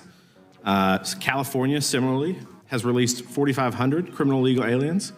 There are 33,000 under detainer in California alone. And of the people released, I think it's remarkable that those released in New York, 29 homicides, 2,500 assaults, almost 200 burglaries. These are people that are released into our community by these states that refuse to cooperate. Last August, Michael Jordan Castellano Fonseca, a criminal illegal alien with ties to Tren de Agua, shot 2 people in front of 5 children in the sanctuary state of Colorado. DHS lodged a detainer on him. He's awaiting trial, but the question is whether Colorado's sanctuary policies will prevent him from being removed from the country. Yes or no? Do you think that sanctuary jurisdictions, if they cooperated with ICE, those illegals in custody could be transferred to ICE properly instead of being held in taxpayer-funded jails and then released into our community? Yes, Congressman. Wouldn't it be more efficient and safer then if Democrats simply cooperated with the federal government, these sanctuary jurisdictions cooperated with the federal government and honored ICE detainers? And why? Why do you think? Of course, because so many criminals are running to sanctuary jurisdictions. Many of your colleagues across the aisle who we've seen speaking today about Epstein don't want to talk about the illegal criminals in their own jurisdiction for that reason. And yes, we need to do everything we can to work together to make America safer, and they're not doing that. This is not a partisan issue. People want to feel safe in their communities. Nobody wants a criminal illegal alien released into the street. I think the thing that maybe the American people don't quite understand is that when you do not honor a detainer, as we've seen, an illegal is released into the public, and now it's up to ICE to maybe apprehend them. rather than behind the courtroom passing them off from one law enforcement to the next. Is that true? Absolutely. What do you think what is the Department of Justice doing right now to combat sanctuary policies in our country? We're doing everything in our power, obviously, to combat that. Donald Trump is doing everything he can because we are going to make America safe. We are going to get illegal criminal aliens out of this country. We're going to get the gangs out, TDA, MS-13, all of the gangs in this country. We're going to get the drug dealers out and the drugs, and that's what we've been fighting to do. And I wish we could do it on a bipartisan basis, but they just can't do it. And the decrease in numbers speak for themselves. Thank you for your work. Gentleman's time Mr. is... Chairman, we have some UCs, if that's okay. That is okay. Mr. Cohen. Thank you. You see on the National Institute of Justice's study on undocumented immigrants having an offender rate lower than U.S.-born citizens. I'd like to enter this in the record from 2024. Without objection. And I have several myself, Mr. Chairman. The Guardian, January 26, 2026, why is Trump granting clemency to convicted fraudsters? Objection. January 20, 2026, NBC, Trump's pardons forgive financial crimes that came with hundreds of millions of dollars in punishment. Objection. Washington Post, December 19, 2025, Trump's pardons wipe out payments to defrauded victims. Without objection. And finally, May 30th, 2024, Trump found guilty by Manhattan jury on 34 felony counts of fraud. Without objection. The gentleman from Illinois is recognized. Thank you, Chairman. Attorney General Bondi, glad you finally made it here after hiding for 4 months from this committee. I understand why you're hiding from us. Chairman? You're one of the worst attorney generals in our history and an instrument of Donald Trump's lawless authoritarian agenda. And I'm glad the American people are seeing who you are, how you act, and the lack of good values. You weaponize the Department of Justice to target immigrants, working families, and anyone that Trump deems an enemy of the state, all to protect real powerful criminals, including in your administration. Representative Garcia from Illinois, I think. Your cover-up of the Epstein files and your passion for protecting pedophiles and child traffickers. That alone is grounds for impeachment. But there's so much more to your corrupt tenure as Attorney General. You directed prosecutors to investigate elected officials in welcoming jurisdictions, and you got thrown out of court when you sued Chicago, Cook County, and Illinois. You directed prosecutors to prioritize low-level immigration cases while gutting enforcement against corporate criminals and public corruption. You revived draconian law of 1798, which should be repealed to illegally send people to a torture prison in El Salvador. You fired over 100 immigration judges, including the assistant chief immigration judge in Chicago, without cause, and installed unqualified military judges whom you instructed to deny asylum in violation of the law. You prosecute the president's enemies like Jim Comey and Tish James while giving impunity to federal agents who are murdering and brutalizing and terrorizing constituents, including in Chicagoland, in my neighborhood. I saw it last year firsthand. You and Kash Patel covered up the murder of Silverio Villegas Gonzalez in my district by ICE agents. You tried to investigate Renee Good instead of the ICE agent who murdered her, and you tried to cover up the murder of Alex Peretti by CBP agents. You bring fake charges against protesters like the Broadview Six and Marimar Martinez, whom your administration labeled a domestic terrorist. This is the Montessori teacher who lives in my district, while protecting thugs who terrorize us and DHS authority. That's what you do. Protect and enable the criminals who are plundering our society and destroying what's left of democracy and the rule of law. Epstein accomplices, mass DHS thugs, corporate criminals, Tom Homan, Eric Adams, insurrectionists, the list goes on. And you talk about fighting crime, but you protect any criminal who helps you and Trump turn our country into an authoritarian gangster state. And after all this, nobody supports you. I'm not talking about Democrats. I'm talking about conservative judges who are condemning the rampant lawlessness at DOJ under your leadership. Your prosecutors are quitting in droves over being forced to prosecute low-level immigration cases, including in Chicagoland. Your MAGA base despises you because you're covering up the Epstein file. How ironic. And even your own boss has repeatedly complained to your staff about you, calling you weak and ineffective. Weak and ineffective. That's what Donald Trump thinks of you already. You will not win, however. Chicagoland rejects you. The American people reject you. Our communities have demonstrated our strength and resilience in the face of cruelty and cowardice. Democrats must impeach and remove lawless officials like you and Kristi Noem and impose accountability for every criminal action. But you can spare yourself more humiliation. Resign now and submit yourself to accountability by the American people. Mr. Chairman, before I yield back, I ask unanimous consent to submit for the record this Wall Street Journal article dated January 12, 2026, entitled, "Trump has complained about Pam Bondi repeatedly to aides." Thank you, and I yield back. Objection. Gentleman yields back. The gentleman from Texas is recognized. I thank the chairman. May I have 20 seconds, please? Yes, ma'am. Thank you. Let's hear the opposition research. Thank you. That's absolutely right. That they're not running for, he's not running for office again because, well, I don't know why you're not running for office again, but after the filing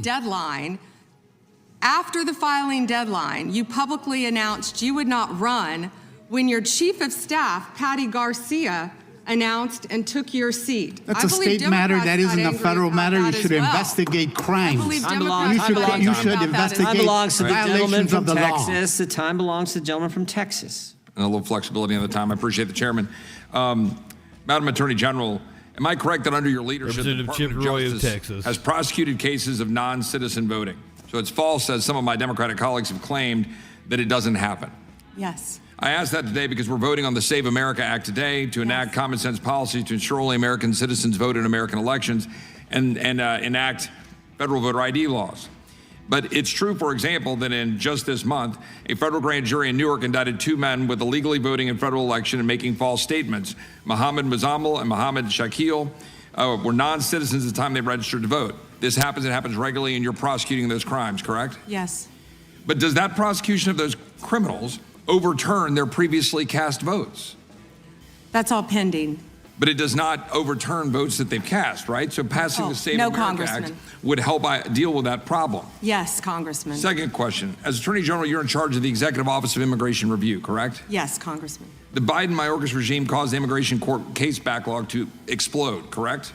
Explode. Does that sound about right that in September of 2020, 4 months before President Biden took office, there was a backlog of 1.5 million cases, but by the time President Biden left office, the backlog reached nearly 4.2 million cases? It sounds about right, but I don't have the exact numbers. It would be accurate to say that most individuals who file for asylum have a meritless or fraudulent claim? Most. I don't have the numbers. Oh, so does it sound correct that of the asylum cases adjudicated in FY 2023 under the Biden regime, that only 14% resulted in an asylum grant and only 12% in fiscal year 2024? Does that sound correct? It sounds correct. I'm sorry, I don't have the numbers. Could you get that information to us to Yes, verify that data? I'll get all that information to you.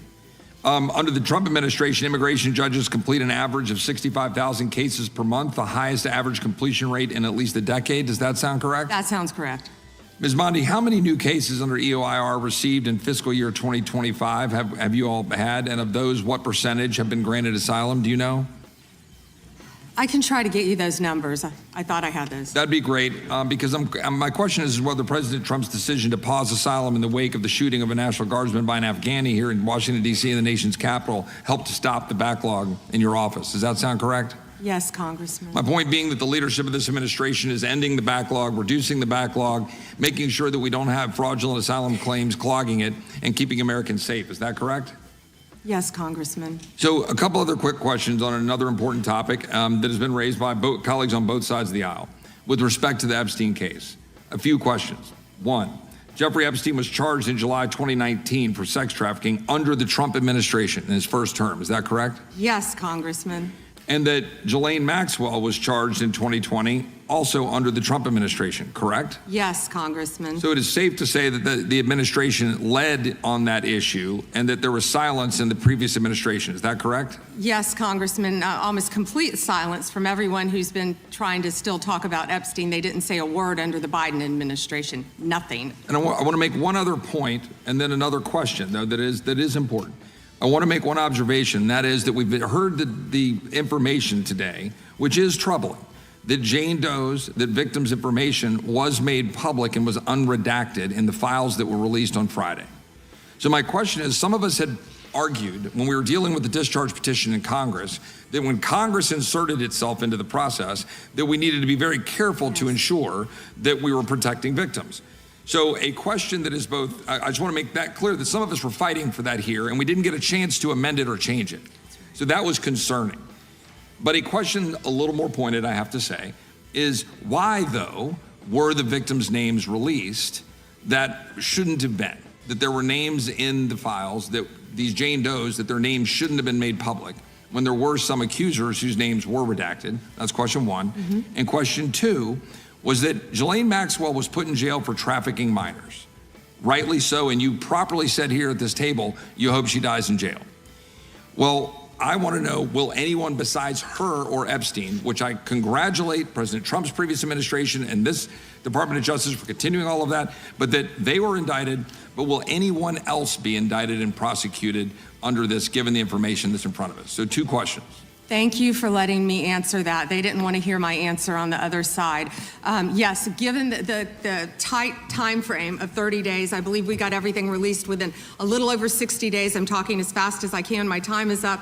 We did the best we could immediately. If everyone's been coming to view the documents, if someone's name should not have been redacted, we're releasing it. If someone's name was redacted, we said right away, was not redacted and should have been, meaning a victim, we went back and redacted it. We're doing everything we can based on the tight time frame and over 3 million pages that we released that Donald Trump signed for pure transparency. Second, what was your second question? About whether another individual will be indicted. Oh, absolutely. Thank you for asking that. And they never wanted to hear the answer to that. We have pending investigations in our office.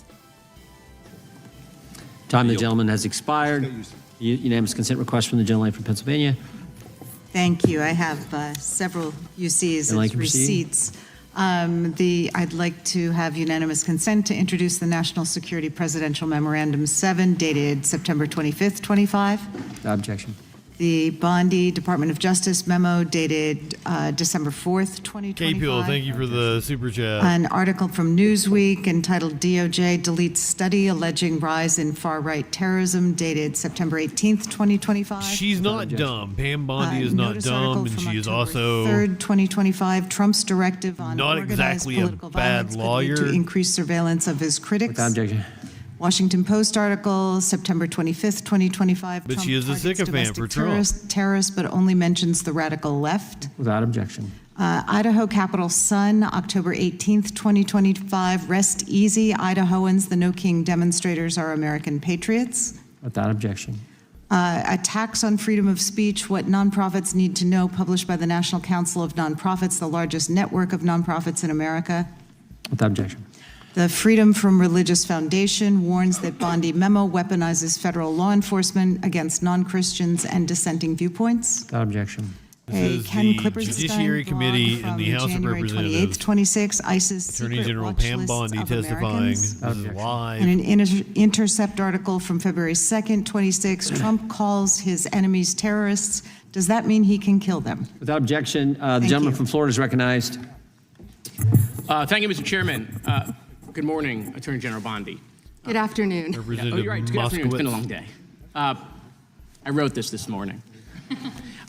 We've known each other a long time, and I'll always be appreciative for your assistance when you were Attorney General in Florida after the shooting at my high school at Marjory Stoneman Douglas in my hometown of Parkland when we passed a bipartisan bill, the Marjory Stoneman Douglas School Safety Act, which was the largest policy response to a school shooting in American history. Your department also prosecuted to the fullest extent of the law a constituent of mine and former felon that had plans to kill me when he was picked up by law enforcement after he was target practicing in his backyard with 2 rifles, a scope, a silencer, 3,000 rounds of ammunition, an anti-Semitic manifesto. My name was the only name on their target list, and my kids found out about this from their friends at school. So thank you. However, the most transparent administration in American history. Before Trump, we didn't know the word transparency, apparently. It's been 12 months since you gave Republican influencers part 1 of the Epstein files. You said the list was on your desk. Then a memo came out and said that there was no list. Phase 2 of the binders never happened. The President of the United States says the Epstein thing is a hoax. He blasts his own base for wanting the release of the files. He blamed Barack Obama. Republicans voted against the release of the files in the Rules Committee. Then they refused to even return to the Rules Committee until they could be protected from future votes on the release. Speaker Johnson sends Congress home a day early before break. They sent the Deputy Attorney General to meet with Maxwell. She says something favorable about the president. Miraculously, she gets transferred to a minimum security facility. No one can explain why. Miraculously, the leaks to the Wall Street Journal stop. We come back from break. We have the Massey discharge petition. Republicans drop a rule, a non-binding resolution. Massey discharge sounds like something you need to get treated for. The White House says passing the Massey discharge petition is a hostile act. Trying to stop the necessary 218 signatures, according to Republican members that signed it, the White House brought them into the Situation Room, you know, the place where the president goes for time of war, promising things like something to get after a little sexual anarchy. Primary them. People in the room say you were there. It didn't work. We get the 218 signatures. We eventually passed the Massey petition. You guys didn't release the files. You were forced by Congress, every member of the House except one, and the entire Senate. The reason the president signed it is because it was a veto-proof majority. We can't agree on anything, and yet the entire House but one member and the whole Senate forced the administration to release the files. Kash Patel under oath said to Senator Kennedy, the FBI is not in possession of any credible evidence that Epstein... Critical? Are you talking about me? Because there's a fucking gazillion channels airing this that aren't mine. People on my channel usually do come to hear me. Girls from Poland, Czechoslovakia, Russia, Paris, modeling agencies sending him girls. He even had a relationship with a summer camp where he groomed girls at a picnic table. Ghislaine Maxwell says 29 Epstein associates cut secret DOJ deals. Turns out there is a list. 6 names readily available if you unredact them. Co-conspirators named, but we got them when you unredact them. Maxwell recently tells a House Oversight Committee that she wants clemency to release more names. Kash Patel under oath said Trump's name appears less than 100 times in the files. We now know that's not true. Trump's name appears more times in the Epstein files than God's name appears in the book about God. Okay, by the way, this is the Trump Bible. Move over, King James. Trump's name also appears more times in the Epstein file than Harry Potter's name appears in the 7 books about Harry Potter. Lutnick says that in 2008, he went to Epstein's home, says he had a massage table in the living room, that Epstein said he got one every day, that it was the right type of massage. He and his wife decide to leave and say they'll never be in a room with him again. Howard then says, I'm sure the Epstein stuff is all on video. He was the greatest blackmailer of all time. Well, how would Howard know that? But now the files are public, and in 2012, we found out that he and his family are on Epstein Island after Epstein pled guilty to state charges. His defense was that his kids were there, Disney which World. blew me away. Island. There are documents in the files that dispute the president's claim that he kicked Epstein out of his club. Allegedly, the president said that he asked Epstein to leave. I took my kids to Pedo Island is not the defense that I would go with, but to each his own. Of the club. Now, Madam Attorney General, I have like 25 seconds left. So because I'm curious, and I'd like to see, flip to the Jared Moskowitz section of the binder. I'm interested to see what staff provided on the oppo on me, and because we're in the Olympics, I'm going to give it a grade. I just want to see how good it is. So give me your best one. So first of all, nothing is funny about mocking the Bible and holding up a Trump Bible. That's what you did. You made a joke, and I find offense to that. That's all I have to say. I want it from the burn book. Shame. I want it from the burn book. Which is the best one? What you got? Has expired. The gentleman from Wisconsin is recognized. Thank you. First of all, I'd like to clear something up that was said earlier, is frequently said, and is manifestly not true. And that is the supposed small number of crimes committed by immigrants or illegal immigrants in the country. Representative that has been based I think they said on from a Wisconsin. He looks like he's from study Wisconsin. by the Cato Institute, and I believe the Cato Institute itself has even updated that study. The reason that we know that Man, looks study like is he was not carved true out of a block is of that cheese. those statistics are not out there. For whatever reason, when somebody is arrested, even for very serious crimes, we do not have on the paperwork whether that person is a legal or illegal immigrant. Okay, if I go to one of my local sheriffs in Wisconsin and ask them how many illegal immigrants in your jail, they will say, I have no idea. We don't keep track of that. When I tour the federal prison right outside of my district, and I ask them, in this federal prison, how many of your inmates are illegal aliens, they will tell me, we have no idea. We don't keep track of that. So whenever you hear a Democrat or anybody, or a pundit, say that, oh, there's so few illegals committing crimes, it is based on nothing, because those statistics are not available anywhere. What I would offer in the next round of appropriation bills, if one of my Democrat colleagues wants to help me out, perhaps in appropriations we can get funds to add to all the paperwork whenever anybody is convicted of crime as to whether or not they are citizen or non-citizen. And then we will have the statistics. But otherwise, whenever you hear somebody say on MSNBC or wherever, oh, so few crimes are committed by illegal immigrants, they don't know what they're talking about because nobody has those numbers. Okay, there's the first thing. Now, the next thing I want to point out, they would have those numbers. What I think is an actually. unprecedented situation in Minnesota in which they are not assisting ICE in dealing with crimes that are going on up there. In other words, ICE is left to its own devices. When I talk to my local sheriffs, they tell me that whenever a federal agency is engaged in work in Wisconsin, they always make themselves available in case that federal agency needs assistance. This could be something like ICE under DEI. It could be drug enforcement. It could be ATF. It could be FBI. It could be Secret Service. It could be the U.S. Marshal. Nobody that I have been able to find, any sheriff in the state of Wisconsin, is aware of any circumstances in which they did not make themselves available to federal law enforcement, either if they need somebody extra to do surveillance, to just park a marked car outside the area, to assist in apprehension of a criminal, if they need assistance with an additional SWAT team, if they need to transport somebody, local law enforcement. You gotta put a guttural. You are not in charge of ICE, but you're in charge of several other agencies. Have you ever heard of anything like what's going on? I'm gonna go refill my drink while he blathers on. The governor or the local mayor refuses to give assistance to federal law enforcement? I have in Portland and some other cities where they weren't cooperating.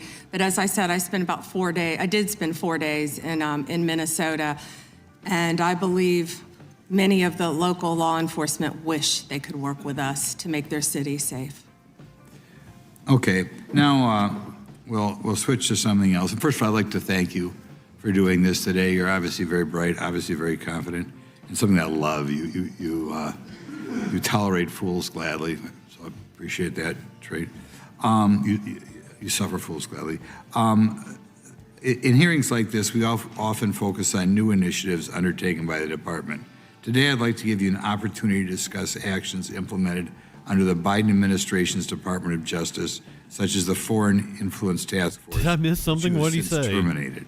And, it's always rare to see anything in the government terminated. But could you elaborate on those decisions and highlight the accomplishments of your tenure at Justice?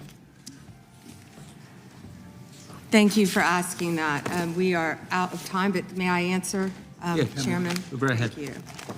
Thank you. The Biden administration weaponized the Foreign Corruption Practices Act. And on February 10th, President Trump issued an executive order pausing that for a DOJ review. Under Deputy Attorney General Blanche's supervision, a comprehensive review was led, and the department issued new guidelines protecting all Americans and protecting against the weaponization that happened under the Biden administration. Time the gentleman has expired. Gentleman yields back. Gentleman from New York is recognized. Thank you, Mr. Chairman. Ms. Bondi, I went over to the department yesterday for a couple of hours to review some of the unredacted materials. And I am looking forward to your detailed explanation for why you have withheld almost half of the documents, which is required by the bill. Now, obviously, there are 3 million documents, so I didn't get through much. But one thing I didn't see was the client list that you said you had on your desk a year ago. I did, however, find a couple of important documents.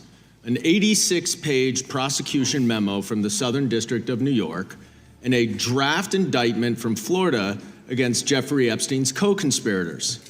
For reasons that I cannot understand nor are permitted by the bill, they were still redacted, even for members of Congress. So, Ms. Bondi, will you commit right here to immediately providing those 2 documents in unredacted form to members of Congress? Not a complicated question. Well, I guess it is for you because you have a law degree and those are privileged. Okay, they're not privileged, but we will discuss that later. I also found an email that I have right here from Jeffrey Epstein to Ghislaine Maxwell that was unredacted, and it included notes of statements that Donald Trump made about his prior relationship with Jeffrey Epstein. Now, there is no reason for this to be hidden from the American people. There is no privilege, there is no attorney-client privilege, and I see you're checking with your staff, and I can assure you, staff, this is not under attorney-client privilege because it was sent from Jeffrey Epstein to Ghislaine Maxwell. Will you commit to publicly providing the unredacted version of this so that the American people can understand the extent of Donald Trump's lies about his relationship with Jeffrey Epstein? You're about as good of a lawyer today as you were when you tried to impeach President Trump in 2016. Have you apologized for that in 2019? So will you unredact this? Will you unredact this? You were lead counsel on that. Privileged. I'm asking you, will you unredact this? Privileged. Privileged, of course. I look forward to discussing this more. Representative Dan Goldman. These are obviously improper redactions. Well, and let me stop for a minute. I'm talking. If they're not privileged, quiet. Don't yell at me. If they're not Mr. Chairman, would you stop the though clock? you This is on your time. It's not on Mr. Goldman. They're not Even though privileged, you used your improper redactions. You'll like my answer. To if we continue review them to and they're not protect privileged, Time belongs to the we will member. be happy to release them. We'll stop the clock. We'll stop the clock. Time belongs to the member. Go ahead. Even though you used improper redactions to protect Donald Trump, Jim Jordan changed and a other lot. predators associated with Jeffrey Epstein, you did the exact opposite thing with the survivors and victims of this scheme. So their identification information was really the only thing required to be redacted, and it was not. And it's clear this was not a mistake. This was not by accident. This was not because you only had 30 days when you really used 75, and that doesn't even include all the hours last March that you were redacting it. But I'll tell you why it's clear it wasn't a mistake. There is an email entitled Epstein Victim List. There are 32 names. 1 is redacted. 31 are not. So someone looked at it and decided to redact something. And I will tell you that that is clearly intentional to intimidate these survivors and victims. Now, in an interview last week... How will you tell me that's intentional? In an interview last week, Deputy Attorney General Todd Blanche... You can't go off script. ...said that any victim that wants to speak with the department has done so, hopefully. Well, thanks to the incredibly brave people sitting here behind you, we can actually ask them if that's true. Now, would the survivors and victims who are here please stand up one more time? Just by show of hands, how many of you or your loved ones actually have met with the Department of Justice and provided testimony and estimate and evidence? None. And of those of you who have not met, which is everyone, how many of you have reached out either individually or through a lawyer or representative to offer to provide testimony and evidence? All of them. And of those all of you who have reached out, how many of you were denied or ignored? Yeah, there are by the Department of 567 Justice? people watching right now. All of them. And despite the shameful and despicable efforts by Ms. Bondi and her department to intimidate you, how many of you are still willing to speak to the Department of Justice? All of them. Well, Ms. Bondi, it looks like you have some more witnesses to talk to. Gentleman's time has expired. And I yield back. We will go to the good gentleman from North Carolina, Congressman Knott. May I have a moment, Congressman? Yes, ma'am. Congressman Knott. Thank you. Here we go. Here's the photograph. This is why he wanted to repeat everything that had been said previously on Epstein. This is his state, New York. You probably don't even know who this is. Wahid Mohammed from Afghanistan. Yes, because I'm no longer a prosecutor. Convicted of assault. Wow, he represents New York. Wow, yet he doesn't care about the illegal aliens convicted of crimes. Assault and homicide. No longer a prosecutor, so he doesn't care about if they've been convicted, Here we go. What's the issue? Arson, El Salvador, Miguel Palacios. I'll take that as a compliment, stay Flores true. Ramales, Mexico, rape. Let's talk about the 70% of immigrants who are detained without a criminal conviction or arrest. Stop the clock. Stop the clock. Time belongs to Congressman Knott. Thank you, Mr. Chair. Madam Attorney General, I want to be sure that the American people understand exactly what we're referring to when we talk about sanctuary policies. They are often framed in sort of innocuous terms like, we refuse to take part in immigration law. And when you add up all of the population represented by these cowardly politicians in sanctuary jurisdictions, whether it's a county, city, or state, sanctuary jurisdictions account for roughly 40% of the United States. Now, in reality, it's much more than just a passive exercise. Is that not correct? Yes. It's unbelievably active. And in terms of breaking down these terms, I want to break it down as clearly a term as I can. What is a federal detainer for the American people? Please describe it. A federal detainer is when someone is held in federal chatters are custody. wigging out. Yes. And when a federal detainer is issued to local law enforcement, they are obviously in local or state custody, correct? Yes. And federal officers take note of that apprehension and they say, we want to come and apprehend him or her to deport them. Isn't that correct? Yes. And in these sanctuary jurisdictions, whether it's California, Illinois, New York, or other places, even in North Carolina, there are sanctuary jurisdictions. That federal detainer often prompts not any cooperation, not any assistance, but a release onto the streets. Isn't that correct? Yeah, and Congressman, a federal detainer is federal law. Yes. That people must abide by, yet these jurisdictions, many of these jurisdictions are not abiding by that. And we hear a lot of talk from the other side about victims of violent crimes, sex crimes, murders, whatever it may be. But I want to be very clear. Illegal aliens who have been arrested for committing some of the most heinous crimes, they have been released by sanctuary cities, by sanctuary states, rather than being turned over to the federal government for deportation. Isn't that correct? It is, and it's sad for all Americans that any jurisdiction would do that. These are some of the most violent criminals I think we've all seen. Yes. And despite their best efforts to obstruct you and the president in making us all safer, I just want to go through a quick list again of the accomplishments that you have been in part responsible for achieving. True or false, the country now has the lowest murder rate in 125 years. Yes. True or false, 62 major cities are now reporting rapid decline in murder rates. Yes. True or false, robberies are down nearly 20% over the last year. Yes. True or false, violent crime is down almost 15% over the past year. Yes. True or false, right here in Washington, D.C., violent crime is down almost 30% since President Trump took office. Yes, and the number may be even better than that, but yes. Good. Yes. True or false, the DEA has seized over 200,000 kilograms of cocaine since President Trump took office. I believe so, and hold on, 78,500 kilos of meth and more than 260,000 kilos of cocaine. Unbelievable. That's lives saved every day for all of us, for families, for children. And then true or false, the Department of Justice under your People leadership tend to has die a from 92% success rate at the Supreme Court. I believe so. Or ballpark. Ballpark. And then true or false, this administration is attacking the waste, fraud, and abuse that we have seen in places like Minnesota that is removing billions of hard-earned tax dollars from this country. Absolutely, and President Trump is committed to doing that in every city in this country. And Madam Attorney General, just to be very brief here, I want to be sure that you know that many on this committee made very serious efforts to try to amend the Epstein petition to give you the resources and the time to protect victims, to go through and to have the necessary runway to thoroughly go through that file.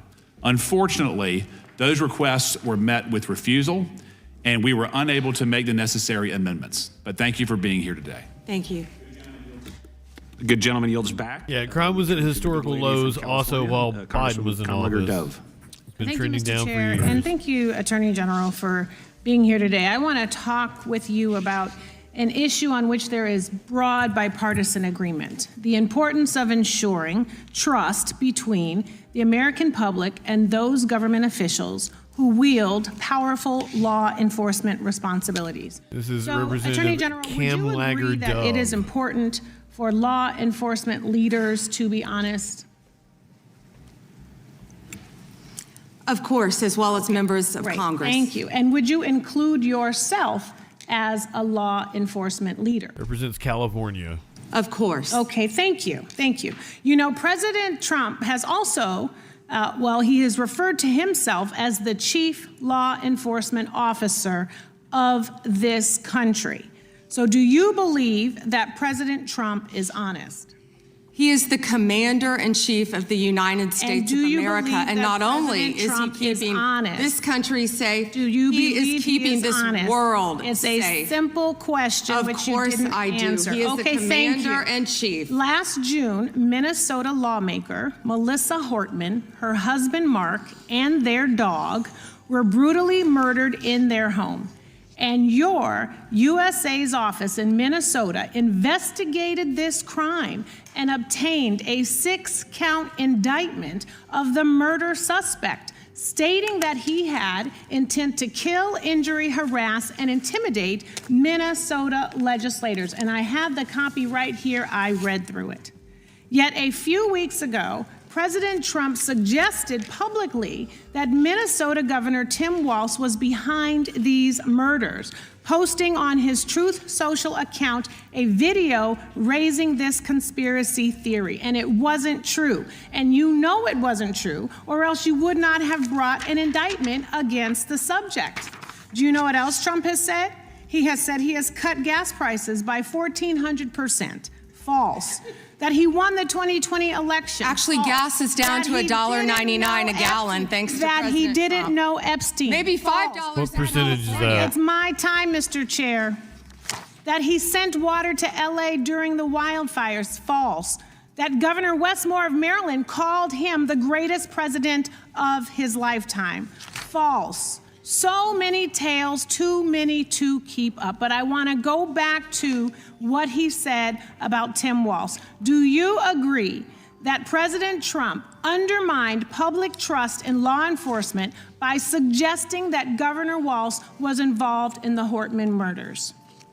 I am not familiar with that statement. Well, that is a disappointing response, and it is also why your office and Donald Trump have zero credibility, because I know, and you know, it was a right-wing extremist who murdered the Hortmans.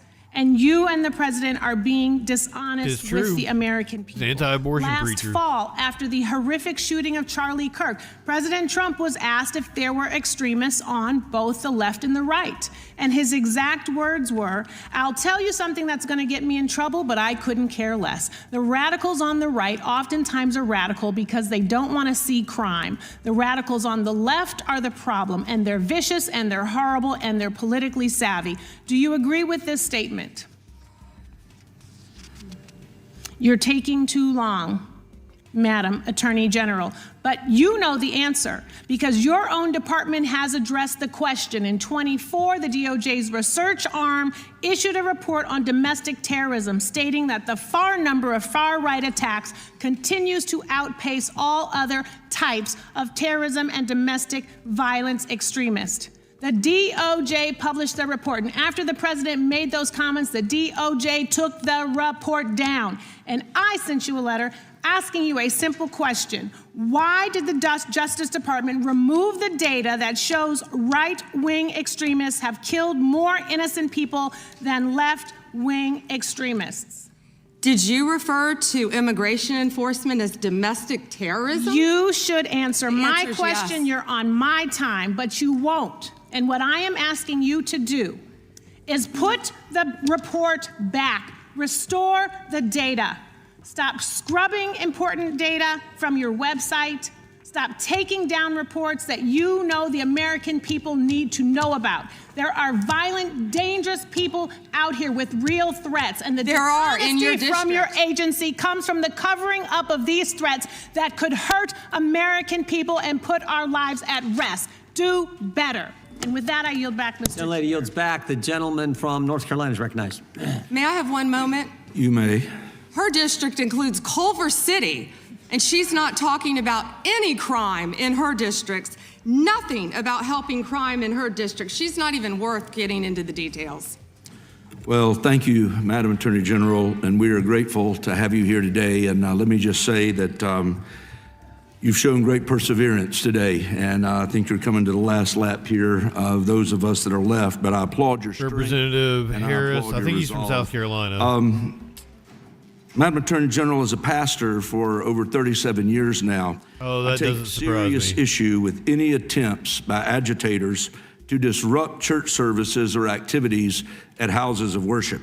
And I just want to take a moment to clarify some things. I realize you can't talk about pending cases per se, but I do want to ask some very general questions for clarification. North Carolina. I got my Carolinas wrong. Does the DOJ wrong. consider unauthorized entry into a house of worship to be protected activity under the First Amendment when undertaken by a member of the press?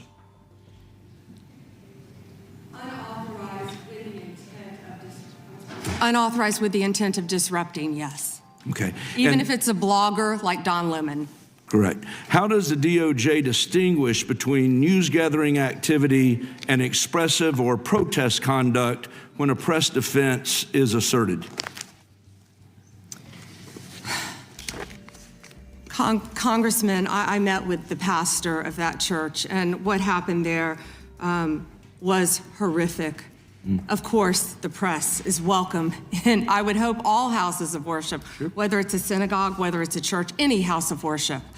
However, what happened here is a pending case again, but within the four corners of the indictment, they were, quote, gearing up for a resistance.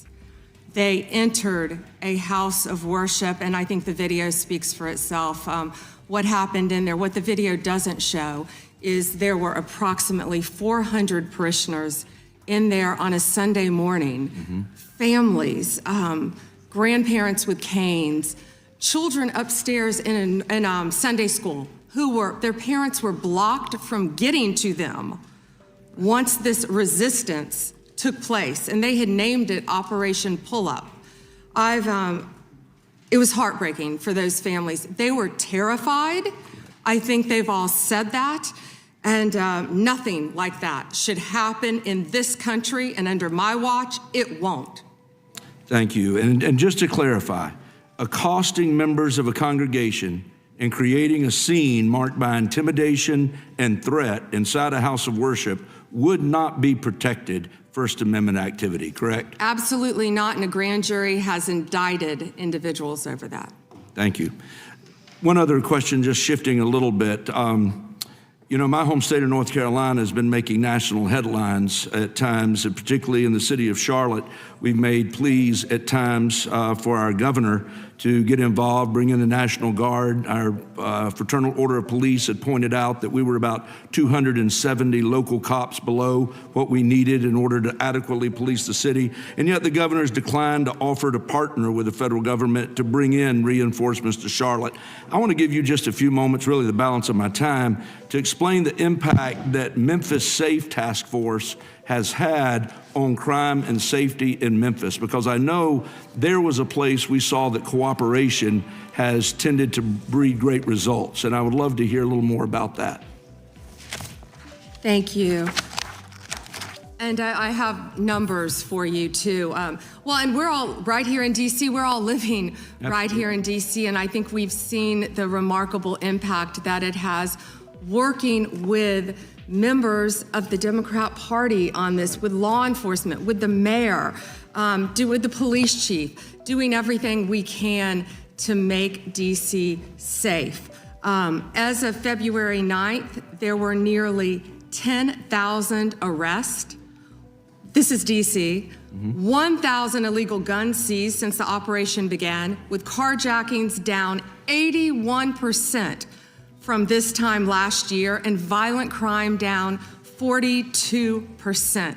DC is safer because of it. We know we had a National Guardsman shot, and we had a beautiful young woman killed. I went to her funeral, and I keep in touch with the National Guardsman who was shot, his parents. He's doing great. He's a miracle. Please continue to pray for him. I know my time is up, but same results I spoke about earlier in Memphis, and we're still working on that with the help of Make Memphis Safe Again. Well, again, anytime I hear numbers, all I can hear is Scott Steiner. Between what we've seen happening in Minneapolis versus what we've seen happen in D.C., what we saw happen in Memphis, and what I would love to see in some ways, if we could ever get our governor to work with us in North Carolina, to happen in Charlotte. But with that, I yield back. Thank you. Time of the gentleman has expired. The gentleman is recognized. Jim Jordan has changed back. Thank you. I seek unanimous consent to introduce into the record the research that Representative Comlegger-Dove and I referenced concerning the threat of right-wing domestic terrorism, which the Department of Justice scrubbed from its website in September. Without objection, the gentlelady from Texas is recognized. Thank you so much, Mr. Chairman. And to be clear, I'm not going to ask any questions of this witness because this witness has revealed that she has no intentions of answering questions. But instead, I'm going to ask some very basic questions Jasmine Crockett of my colleague, Becca Ballant, if she will answer right or wrong, raping children. Wrong. Right or wrong, killing random citizens. Definitely wrong. Right or wrong, enriching yourself as the sitting president of the United States. Definitely wrong. Okay, thank you, because I probably never would have got that with our witness. Our witness who somehow is a lawyer but does not understand how it works with witnesses. I'm not really sure what law school she went to and what all kind of cases she tried, but typically when you come into a space and somebody's a witness, then they sit there and they answer questions instead of asking questions. And then we also have this objection that we use as lawyers called non-responsive when a witness fails to actually answer the question. But nevertheless, let me address the survivors, because that's exactly who they are. They are not victims, they are survivors. Let me say thank you for having more courage and moral clarity in your pinky fingers than the entire Department of Justice. We are currently the laughing stock of the world, partially because of the failed leadership within the DOJ, as we see kings and queens falling everywhere around the world. But we don't know the basics of right and wrong in this country, because it's not about partisanship. And that's why I applaud Thomas Massie, because he's the only person on the Republican side that has a backbone and knows how to stand up to corruption. But nevertheless, let me keep going. My Democratic colleagues have been attacked this entire committee hearing. They have been lied on, and frankly, the American people weren't looking for that. They were looking for answers about the corruption that they see coming from this administration.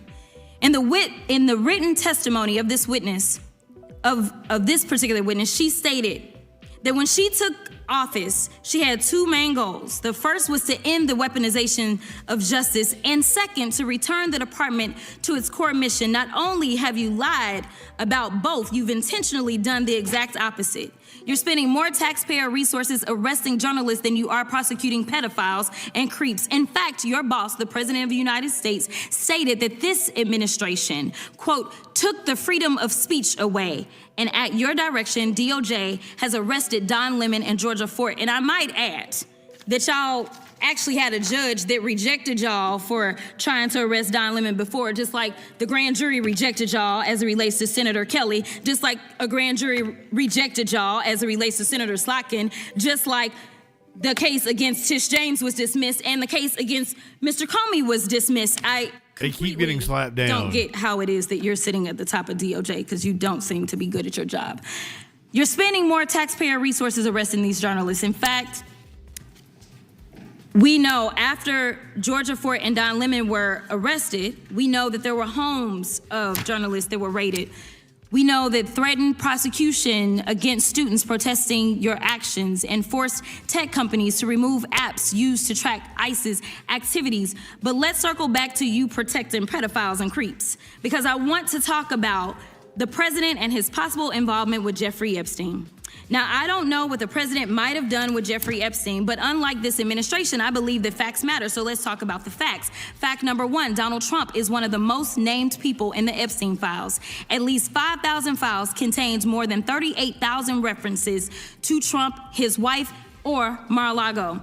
Fact number two, Jeffrey Epstein and Ghislaine Maxwell made young girls available to Trump on multiple occasions. For example, according to this file, Ghislaine Maxwell presented a young girl to President Trump who spent more than 20 minutes apparently flirting with her. Here's another example. This shows notes from FBI investigators that describe Jeffrey Epstein transporting a victim to Mar-a-Lago to meet with President Trump, where he bragged to Trump that, quote, "This is a good one." Now, I'm not saying that the president is a pedophile, but there is a lot of evidence in these files that suggests that he's very close friends with a lot of men who are pedophiles. I'll say it. President Trump is a pedophile. It's just that this is a big cover-up. And this administration is engaged in it. In fact, this administration is complicit. But there are numerous others, like how the DOJ is attempting to obstruct justice in the investigation of the rogue agents who have murdered American citizens, or how the DOJ seized voter data from Fulton County in an attempt to steal the 2026 midterm elections, or how federal agents have Tom Homan on tape accepting a bribe and your agency killed the investigation, or how your agency is ready to give the president a $230 million payday, which is unconstitutional. The Constitution is clear. The president shall not receive any payment except his salary while in office. The fact of the matter is that you will be remembered as one of the worst attorney generals in history. An attorney general who has prioritized obstruction over justice, corruption over the law, fealty to the president over loyalty to the Constitution. And Mr. Chairman, I will yield. Gentlelady yields. Gentleman from Missouri is recognized. Excuse me, gentleman from Kansas, the attorney general, former attorney general, Mr. Schmidt is recognized. Thank you, Mr. Chairman, and General Bondi, thanks for being here. Did you have anything you wanted to say before we talk? I do. Thank you, Congressman. Thank you, my friend, for many years. I find it interesting that she didn't even want to try, Congresswoman Crockett, to ask any questions, because she certainly did not condemn her leader, Hakeem Jeffries, for taking money from Jeffrey Epstein after I condemn Jeffries. Get him the fuck out of there. And I will be brief to give you your time, Congressman. This is what she didn't want to talk about. Texas, from Cuba, convicted, homicide, arson, weapon offense. Convicted. You know, so what we talking about? Convict some of these perpetrators that rape these women that are sitting behind you, that you refuse to even acknowledge they are here. Time belongs to the gentleman from Kansas. Mr. Chairman, could I have a few seconds back to make up for the yelling? Thank you. General, did you have anything further to say? Texas, convicted of homicide, Cecil Joseph from Dominican Republic. Texas, convicted for kidnapping, rape. Damn it, Cecil. Khalid Khan from Afghanistan. That's why they want to talk about Epstein and not what's happening in their own states. Thank you, General, and thank you for being here. And this has been quite a spectacle to observe today. I think it's sad. I ran for Congress because I thought we had serious problems in this country we wanted to try to fix together. And this performance today, not yours, General, but some of my colleagues, has not shored up my confidence that we are up to the task. You and I served together for 8 years when you were Attorney General of Florida and I in Kansas. You served professionally. I'm glad to be able to serve with you in these new roles, and I'm glad you're there, both generally and today. Part of the reason I ran for Congress is because in my former role, I saw in the real world, in my state, the consequences of failed U.S. immigration, and border security policy. And I'll spare you the lengthy recitation, but let me give you the short version. I sit here and think about a fellow who was running, I believe it was drugs for the cartels, and shot a police officer in Oklahoma, drove across the border into my state, kidnapped an old man, and then invaded a house and shot at cops before we ultimately neutralized him. He's in prison now for, I believe, the rest of his life. That is totally the kind of story I would cover on the Troll Patrol. Illegally, never should have been here, and one night killed a young deputy on southern Johnson County, Kansas, who was making a traffic stop on another individual. Drunk driver ran into him, never should have been here, shouldn't have happened. Thinking about a guy who was deported repeatedly, came back and ultimately murdered, I believe it was 4 people in Kansas City, Kansas, and then fled to Missouri and killed a 5th guy. He died in prison. I'm thinking about a guy we prosecuted who wasn't supposed to be in this country, who raped a child in a little rural county up north on the Nebraska border, and we sent him to prison for, I believe, the rest of his life. Thinking about a guy who wasn't supposed to be here at all, who murdered, I think it was his wife or his domestic partner in an act of domestic violence in northwest Kansas. Thinking about another guy who was here and joined up with some folks who were citizens and committed a crime spree and then thought he might get caught, so he killed one of his accomplices. And we sent him to prison for the rest of his life. And that's just the ones I'm thinking about sitting right here. And you know what's common in all of those? They all committed violations of my state's law. They were caught by my state's law enforcement. They were prosecuted by my state's prosecutors. They are serving time in my state's prisons. And if and when they ever get out, the United States has said they need to be sent out of this country because of what they did. There's a list. You're holding up photos, General. There's a list on the Department of Homeland Security's website. It has about 280, 290 people like that in my state of Kansas. And you know what? We haven't made headlines like Minneapolis. We haven't made headlines like Memphis. We haven't made headlines like Los Angeles. And you know why? Because our cops are professionals and our politicians, by law, allow them to do their job and to work with federal agents for safe handoffs in order to do everything that's supposed to be done, justice under state law, and the justice of deportation on the back end. So I want to do something that's been rare here today, General. I want to ask you about public policy. Donald Trump won't be president forever. I would like to lock in some of these gains we have made in public safety. Should we be exploring the idea, for example, of beefing up 287G partnerships, or maybe replicating that so that state prosecutors can work more closely with federal prosecutors to get deportation orders as well as state convictions? Absolutely. In terms of sanctuary jurisdictions, when a sanctuary jurisdiction says as a matter of politics, go pound sand to the feds, we won't honor your detainer, so they release those people I'm talking about into their communities. And those people commit another crime of property or violence against citizens. Should those citizens have some type of civil redress against the jurisdiction that as a matter of public policy turned those people loose who created the new victims?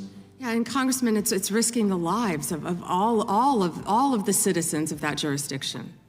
And you've been sued a lot, or the administration has, by folks who don't like your policies. Hundreds of times. You've won many of those. Yes. Isn't it the case that the law says under Rule 65 that when you win those and there's a wrongfully entered injunction that there's supposed to be a monetary remedy for that, so there's a cost? Yes. And didn't the president direct you and other agency heads to start seeking bonds in those cases? Yes. And should we beef up the law in that area by codifying that requirement going forward? I would love to discuss that with you. Thank you, General. Thank you for being here. Gentleman yields back. Well done. Some of the questions he raised, we plan on taking up in a markup in a couple weeks on the whole sanctuary jurisdiction issue. With that, I recognize the gentleman from Texas. Thank you, Mr. Chairman, and thank you, Madam Attorney General, for taking the time to speak with us. We certainly really appreciate it. I've got a series of questions for you that we can get through pretty quickly, I think. Can you tell me, is it true that the Biden-Harris DOJ raided President Trump's home? They did. Did the Biden-Harris DOJ allow Jack Smith to spy on over a dozen Republican members of Congress? Absolutely. Did the Biden-Harris DOJ seize the phone of a sitting Republican congressman? Yes. Did the Biden-Harris DOJ and Jack Smith pay at least $20,000 to confidential human sources to provide information on President Trump? At least. At least. Did the Biden-Harris DOJ and FBI fail to apprehend the suspect who placed pipe bombs near the Capitol ahead of January 6th? Yes. Did the Biden-Harris DOJ target parents as domestic terrorists? Absolutely. Did the Biden-Harris DOJ target pro-life Catholics, going so far as to interview a priest and a choir director? Yes. Did the Biden-Harris DOJ send FBI SWAT teams to arrest pro-life advocates with no criminal histories? Yes. Did the Biden-Harris DOJ use the FACE Act to target pro-life advocates while it allowed anti-life agitators to vandalize, destroy, and firebomb pregnancy resource centers and churches? Multiple times, I believe. Multiple times. Did the Biden-Harris DOJ ever determine who leaked the Dobbs decision? I can't discuss that. No, under Biden-Harris. Got it. No. Did the Biden-Harris DOJ the Supreme Court knows, and I bet it was a right-wing target justice. whistleblowers for revealing waste, fraud, and abuse within the department to Congress? Not to my knowledge. Did the Biden-Harris DOJ refuse to say whether it coordinated with Alvin Bragg, Fani Willis, and Letitia James in their lawfare against President Trump? They refused. Did the Biden-Harris DOJ slow walk the criminal investigation and prosecution of Hunter Biden? That's an understatement, in my opinion. Yep. Did the Biden-Harris DOJ determine who brought cocaine into the Biden White House? They did not. They did not. Did the Biden-Harris DOJ cover up the Well, extent? as far as we know, they did not. Right, that's right. Did the Biden-Harris DOJ cover up the extent of the Russia collusion hoax? Absolutely, in my opinion. Yes. Come on, man. Did the Biden-Harris DOJ, seek leniency from a federal court for an IRS contractor who leaked sensitive tax information on over 7,600 Americans, including President Trump? Yes. Did the Biden-Harris DOJ sue Texas because the state wanted to secure its own southern border? Come on, man. And finally, did the Biden-Harris DOJ attack SpaceX for hiring too many Americans? I believe they did. Yep. Unbelievable. It is unbelievable, and I appreciate that a lot of this is being cleaned up under your leadership. So thank you for returning the DOJ back to its core focus, which is on the rule of law. And I think that we see the results of that. I've got I'm going few more to similar assume questions for you. SpaceX was violating over the some past sort of year visa since program. President Trump has been in office. How have murders trended in the United States?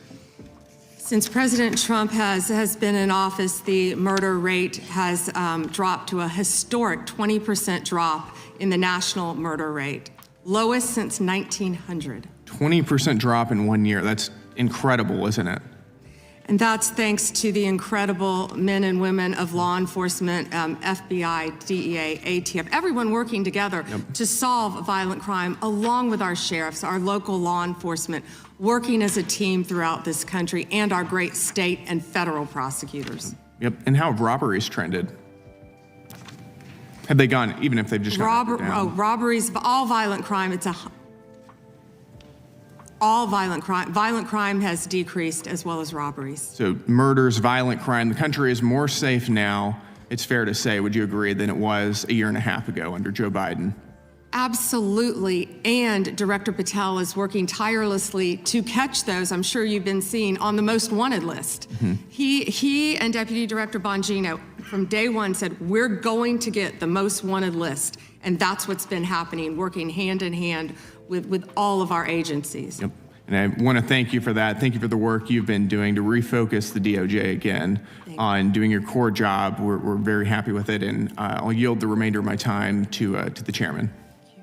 I appreciate it, gentlemen. I would just say earlier, one of the Democrats said they said, "Who are you? Who you are?" And I think you're the Attorney General who I think on the first day disbanded the FIDF. First day on the job, really want to know. Sent the memo that required spying on parents that Mr. Garland had issued, and stood up the weaponization working group. I think you did that all on day one. Not to mention, you're the first Justice Department that's put in place, as we've talked about earlier, this Deputy Attorney General for combating fraud. So we appreciate that, and of course, all the things that Mr. Gill pointed out with the crime stats that have went down. So our last question of the day, but not the least, is the gentleman, I'm sorry, we're gonna have two more. We got Mr. Onder and then Mr. Baumgartner. So Mr. Baumgartner, let's go that way since you're here. You ready to go? Mr. Baumgartner, and then we'll come back to Mr. Onder. Thank you, Mr. Chairman, and thank you, Attorney General Bondi. You know, being a freshman on this committee, you always get a bit surprised, I guess, even this 1 year into my term here, how theatrical days like this can be. But I think you've performed well today and answered the questions well today, and that's a credit to you and appreciated by the American people. You know, the Epstein issue is certainly important and is important for the victims. I think both I and the American people have a little bit of trouble taking the Democrats super seriously on this issue when they have been so uncurious but we're super serial about President Clinton's relations with Jeffrey Epstein. And even myself, I had no idea that there was actually a sitting Democrat congresswoman who had taken substantial campaign donations for Mr. Epstein, only when that came to light on the floor with the potential resolution. And you would think there would be more outrage on those types of things if they were going to be taken credible. But we do know the performance value of what I don't know what he's smoking, but I'm smoking this bong. I want to talk about the big things that Department of Justice is doing. And when I look at the dramatic decrease in crime in this country in the last year since the Trump administration has come. You'll see the board behind me. Violent crime plummets across major U.S. cities. Willie Nelson. I guess so my first question would be, and when it comes to the big stuff, how are you guys getting this stuff so right? What contributes from your perspective to this dramatic decrease in crime in major U.S. cities under the Trump administration? When I first took office, I met with all of our agencies. And the one thing that stuck with me, that one of the heads of the department said to me, one of the law enforcement department heads, President Trump has taken the handcuffs off us so we can keep the people of America safe. And that's what he's done. He has given our law enforcement officers the tools that they need and the backing that they need, the support that they need to combat violent crime and all crime throughout this country. And, you know, I'd be remiss, we've talked about the FBI, we've talked about DEA a bit, but can I please brag about ATF? Rob Cicada and Dan Driscoll, of course, who has been our acting head of ATF, have done a remarkable job stopping guns. You like my graphics? I got plenty more. To Mexico, not harassing gun owners. 26,965 Stick around long enough, you'll see them all. Violent crime cases have been initiated, including more than 4,300 firearms trafficking cases. More than 1,200 of those are tied to gun trafficking in Mexico. I talk to them almost daily. Thank you. And they're working so hard. Well, thank you, Attorney General. Again, you know, I look back at this last year, and we've had this historic tax cut.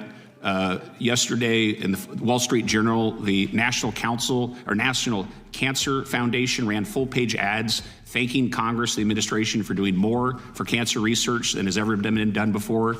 I was just Amy meeting Canada, with Habitat for Humanity. You pull bangs off. And they came and thanked us for doing more than's ever been done for Habitat for Humanity. That's huge in my book. So many accomplishments, but I really think this crime is the biggest deal of all. But I do have some concerns on this issue, and those also are respect to how we keep people safe with sanctuary cities and sanctuary states. And I remind everyone, and as I'm sure you know, Madam Attorney General, that when we had the terrible terrorist attacks of 9/11, the number one recommendation of the 9/11 Commission was to reduce barriers between all levels of law enforcement. They specifically pointed to things like fusion centers, Joint Terrorism Task Force, and getting local law enforcement and federal law enforcement to work together and communicate on a regular basis. And I would just like your perspective, because we have a more complex global threat than any time since World War II. We still have Islamic terrorism. We have spies from China, Iran, Russia, all these things. And what does sanctuary cities and states do for communication law enforcement? And how does it make us less safe? Sanctuary cities and states are attempting to prevent communication among all the law enforcement agencies. And of course, that's keeping all of America less safe, especially when the violent criminals are fleeing to those jurisdictions because they believe they're protected. But with all of our joint task forces, I see it every day, Congressman, how well, despite what these liberals are trying to do, Donald Trump's administration is working tirelessly to protect all of Americans, and all of our agencies working hand in hand to keep America safe. Well, you guys are getting the big stuff right. You look at that decrease in crime across the country, you ought to take a victory lap. Well done. Gentleman yields back. The gentleman from Missouri is recognized. Thank you, Mr. Chairman, and thank you, Attorney General Bondi, for being here on this long day. And I want to thank you most of all for your leadership in your whole career defending victims. And now I want to take a moment to talk about you protecting victims from a different kind of child abuse, that medicalized child abuse that goes under the banner of gender-affirming care. Oh, wow. That far too many of my Democrat colleagues enthusiastically support and unapologetically support. Shortly after returning to office, President Trump signed an executive order directing HHS to review the clinical evidence and determine whether Stop deleting my comments. I've actually been talking about Epstein since about 2010, 2011. That's when I first found out about him. And I've been screaming about him since. And Sweden reached that the risks through both Democratic and Republican administrations. Imposing this so-called care on minors was not appropriate.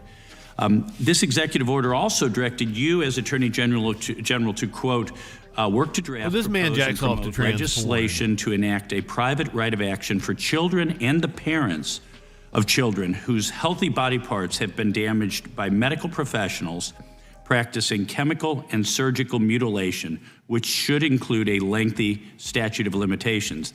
Last September, you transmitted that bill to Congress. It has been my honor to introduce that bill as the Chloe Cole Act. We named the bill after Chloe Cole, who sat where you're sitting just Go for it, Flash. I've already had to time him out a couple times. During a hearing chaired by now Speaker Mike Johnson, I'd like to play a clip of her testimony that day to remind us of our story. On to puberty blockers and then testosterone. The resulting menopausal-like hot flashes made focusing on school impossible. I still get joint pains and weird pops in my back, but they were far worse when I was on the blockers. A month later, when I was 13, I had my first testosterone injection. This caused permanent changes to my body. My voice will forever be deeper, my jawline sharper, my nose longer, my bone structure permanently masculinized, my Adam's apple more prominent, my fertility unknown. I look in the mirror sometimes and I feel like a monster. I had a double mastectomy at 15. They tested my amputated breast for cancer. And I was cancer-free, of course. I was perfectly healthy. There was nothing wrong with my still developing body. There's more to this. Other than that, as an insecure teenage girl, I felt awkward about it. After my breasts were taken away from me, the tissue was incinerated. Before I was able to legally drive, I had a huge part of my future womanhood taken from me. I will never be able to breastfeed. I struggle to look at myself in the mirror at times. I still struggle to this day with sexual dysfunction. And I have massive scars across my chest. And the skin grafts that they took of my nipples are weeping fluid today. And they were grafted into a more masculine positioning, they said. Chloe testified. She said they tested for cancer. There's more to this. Mental health therapy, but she never received it. And she was not suicidal until after they did these horrible things to her. She pleaded with Congress to act so that future children would not suffer what she did. Last week was a major turning point in for these medical malpractice claims when a detransitioner was the first to successfully hold doctors liable with a $2 million settlement for what they did to that poor girl. Just days later, the American Society of Plastic Surgeons announced that they would no longer. The story sounds fishy. I don't want to discount anybody's personal experience, but this proves that if the bill your DOJ drafted were passed put people up to these saying barbaric shit for money, practices would end immediately, because all victims would be able to hold those who harm them accountable. Could you share with us a little bit about your work in advocating for victims like Chloe and what a private right of action would mean for victims like her and their families? Yes, and first, Congressman, thank you for championing this bill. Exactly, and Mr. Abbott. Also to Chloe, what a brave young woman to come before this body. Yes. And at age 19. At age 19, and talk about what happened to her. It's not about just giving relief to children who have been harmed. It allows victims whose healthy body parts have been damaged to seek relief and obtain relief. And thanks to you, and we are proud to work hand in hand with you on this issue. And I think it's pretty sad none of your colleagues on the other side of the aisle even brought that up. But I hope they support this to protect all children throughout this country. Well, General Bondi, thank you so much to you, to your department, to President Trump. I yield back. Gentleman yields back. I've just saved some UC requests for the end, Mr. Chairman. Okay, go right ahead. Thank you kindly. Record low crime during the Biden-Harris administration. Crime down in every category in 2024 under Biden. FBI report says Trump takes credit for violent crime drop where rates were already falling. From NPR, Trump administration targets ATF with plans to cut jobs and ease gun restrictions. And then a few oldies but goodies, I've introduced these before about the claim that we didn't have anything to say about Epstein before the Trump administration.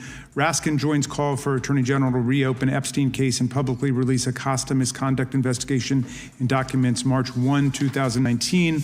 Oversight Committee plans hearing with Acosta on plea deal with Epstein, July 10, 2019. And finally, 68 House members call for resignation of Labor Secretary Acosta, July 10, 2019. Without objection, Attorney General Bondi, thank you for your service to the country.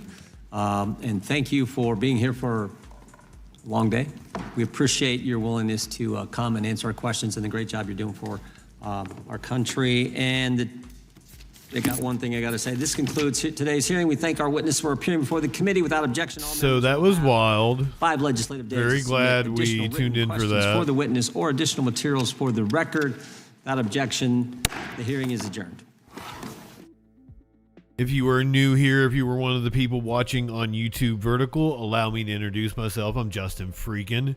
We find out what that news be doing. The most absurd news, politics, and current events on the internet is what I promise you.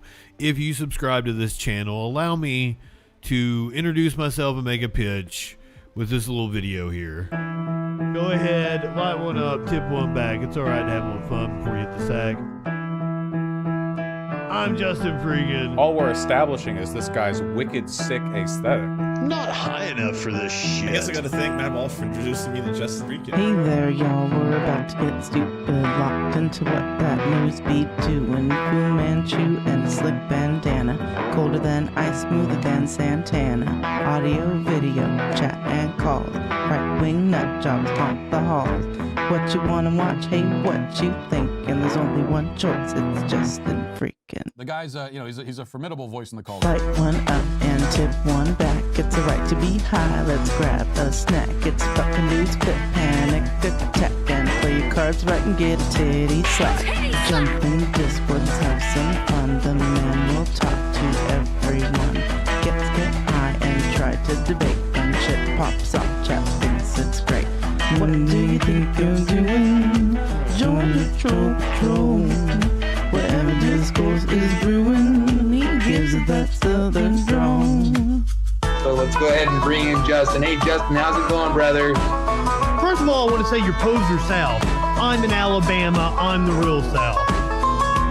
Okay, all right. So why don't you tell us what it takes to be a man? Well, I don't know. I'm in Alabama and I'll fuck a man in a dress. Why won't you fuck a man in a dress?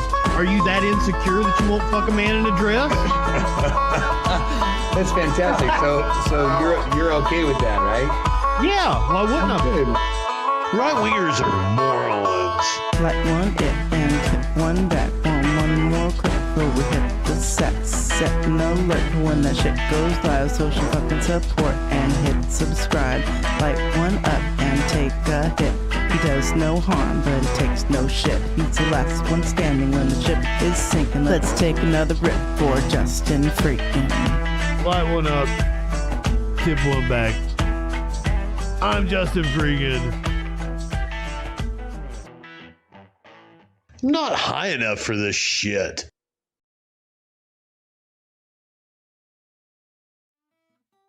You heard the lady. If you stuck around, let's light one up, tip one back.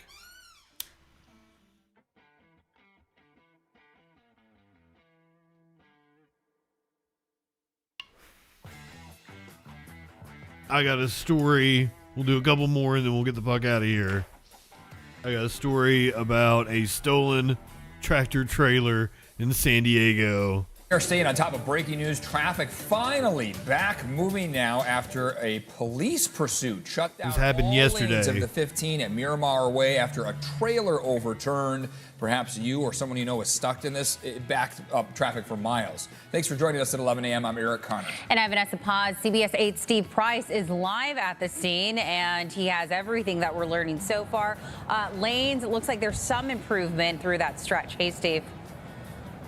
Yeah, the lanes are open, but traffic definitely still backed up. What you see is the 15 northbound. You can see the traffic is moving, but it is still slow, and it has been backed up for miles, you guys. An absolute mess. In fact, it caused a problem not just here, but then folks were getting off the freeway, so that caused a problem on Claremont Mesa, on Balboa, and then that jammed up the 805. Okay, what I want to show you is what happened here on the side of the road. So this all started around 7:30 this morning when police got a call of a woman who was trying to steal a trailer from a business at Balboa near Convoy. When police saw her, they found this was on the back of her vehicle. Well, as she was driving, she lost. So she hooked the trailer to her own vehicle and then stole it from the establishment. Control, and it flipped off, and here's where it is. We happen to catch some video. What was she hauling it happening? with? Check this out.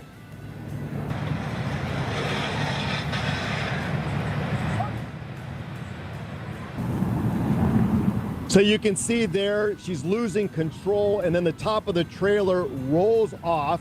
She doesn't stop, though. She keeps going.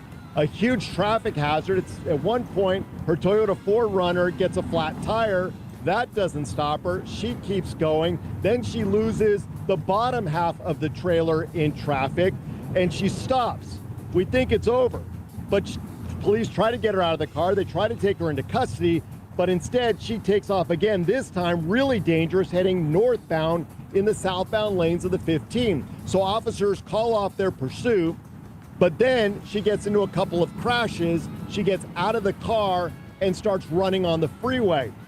At this point, she then tries to get into some other vehicles, but drivers don't let her in. And then finally, officers catch up with her on the freeway, and they ended up having to taser her. That got her to go down to the ground. Finally, they were able to get her into custody, but it wasn't easy. They had to use handcuffs on her. They had to strap up her legs as well. And then at one point, they had to put a mask over her because apparently she was spitting on them as well. So just a really difficult situation trying to get her into custody. Still don't know any. Sounds like my kind of gal. Don't know where she is from. Don't have her name at this point. But we are learning some other details about what happened today, including a fact that an officer who. I like him a little wild. I'd give her a titty slap. A titty slap! Come on now. Who was heading to the scene to try to bring her into custody was involved in an unrelated crash with another driver. We understand the driver, the innocent driver of a minivan, was taken to the hospital. She's shaken up, but her husband told me that she is okay, but very shaken. We're also trying to get an update on condition of the officer because his car had a lot of damage, but we are still waiting to. I mean, my name is JustinFREAKIN. If you came here expecting class on the show with a troll head, I don't know what to tell you.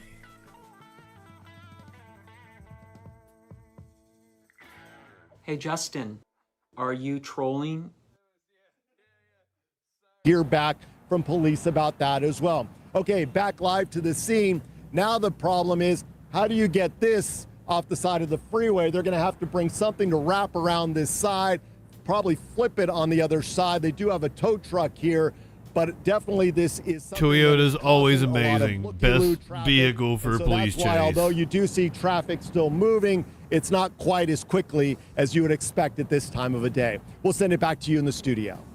Wow, what a series of events, Steve. Thanks mess. for walking us through that. Yeah. You know, glad no one was seriously hurt. We're talking about the interstates, lanes being shut down, a chase. Yeah. Wow. Okay. Thank you for that, Steve. A lot of folks impacted by that, that's for sure. Yeah, and let's go ahead and toss it over to Evan Irani and see how, if this is still impacting traffic. I saw earlier that it was just... No, we don't care if it impacts traffic. We're not stuck in traffic in San Diego yesterday. This past weekend was the Super Bowl.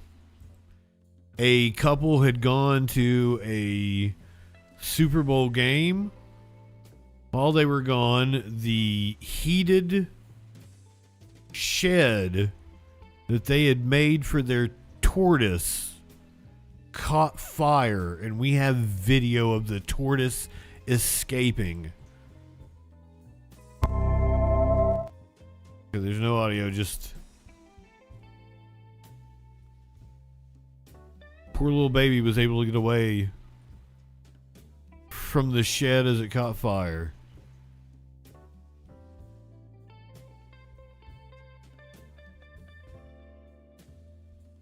Apparently neighbors saw the shed on fire, were able to put it out.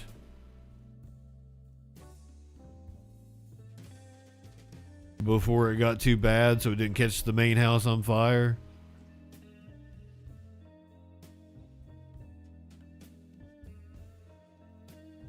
And what a cute tortoise. That's what you get on this channel. You get the most absurd news, politics, and current events. You get an animal video at the end of the stream. It's kind of like the Daily Show moment is in. I gotta leave you on a good note.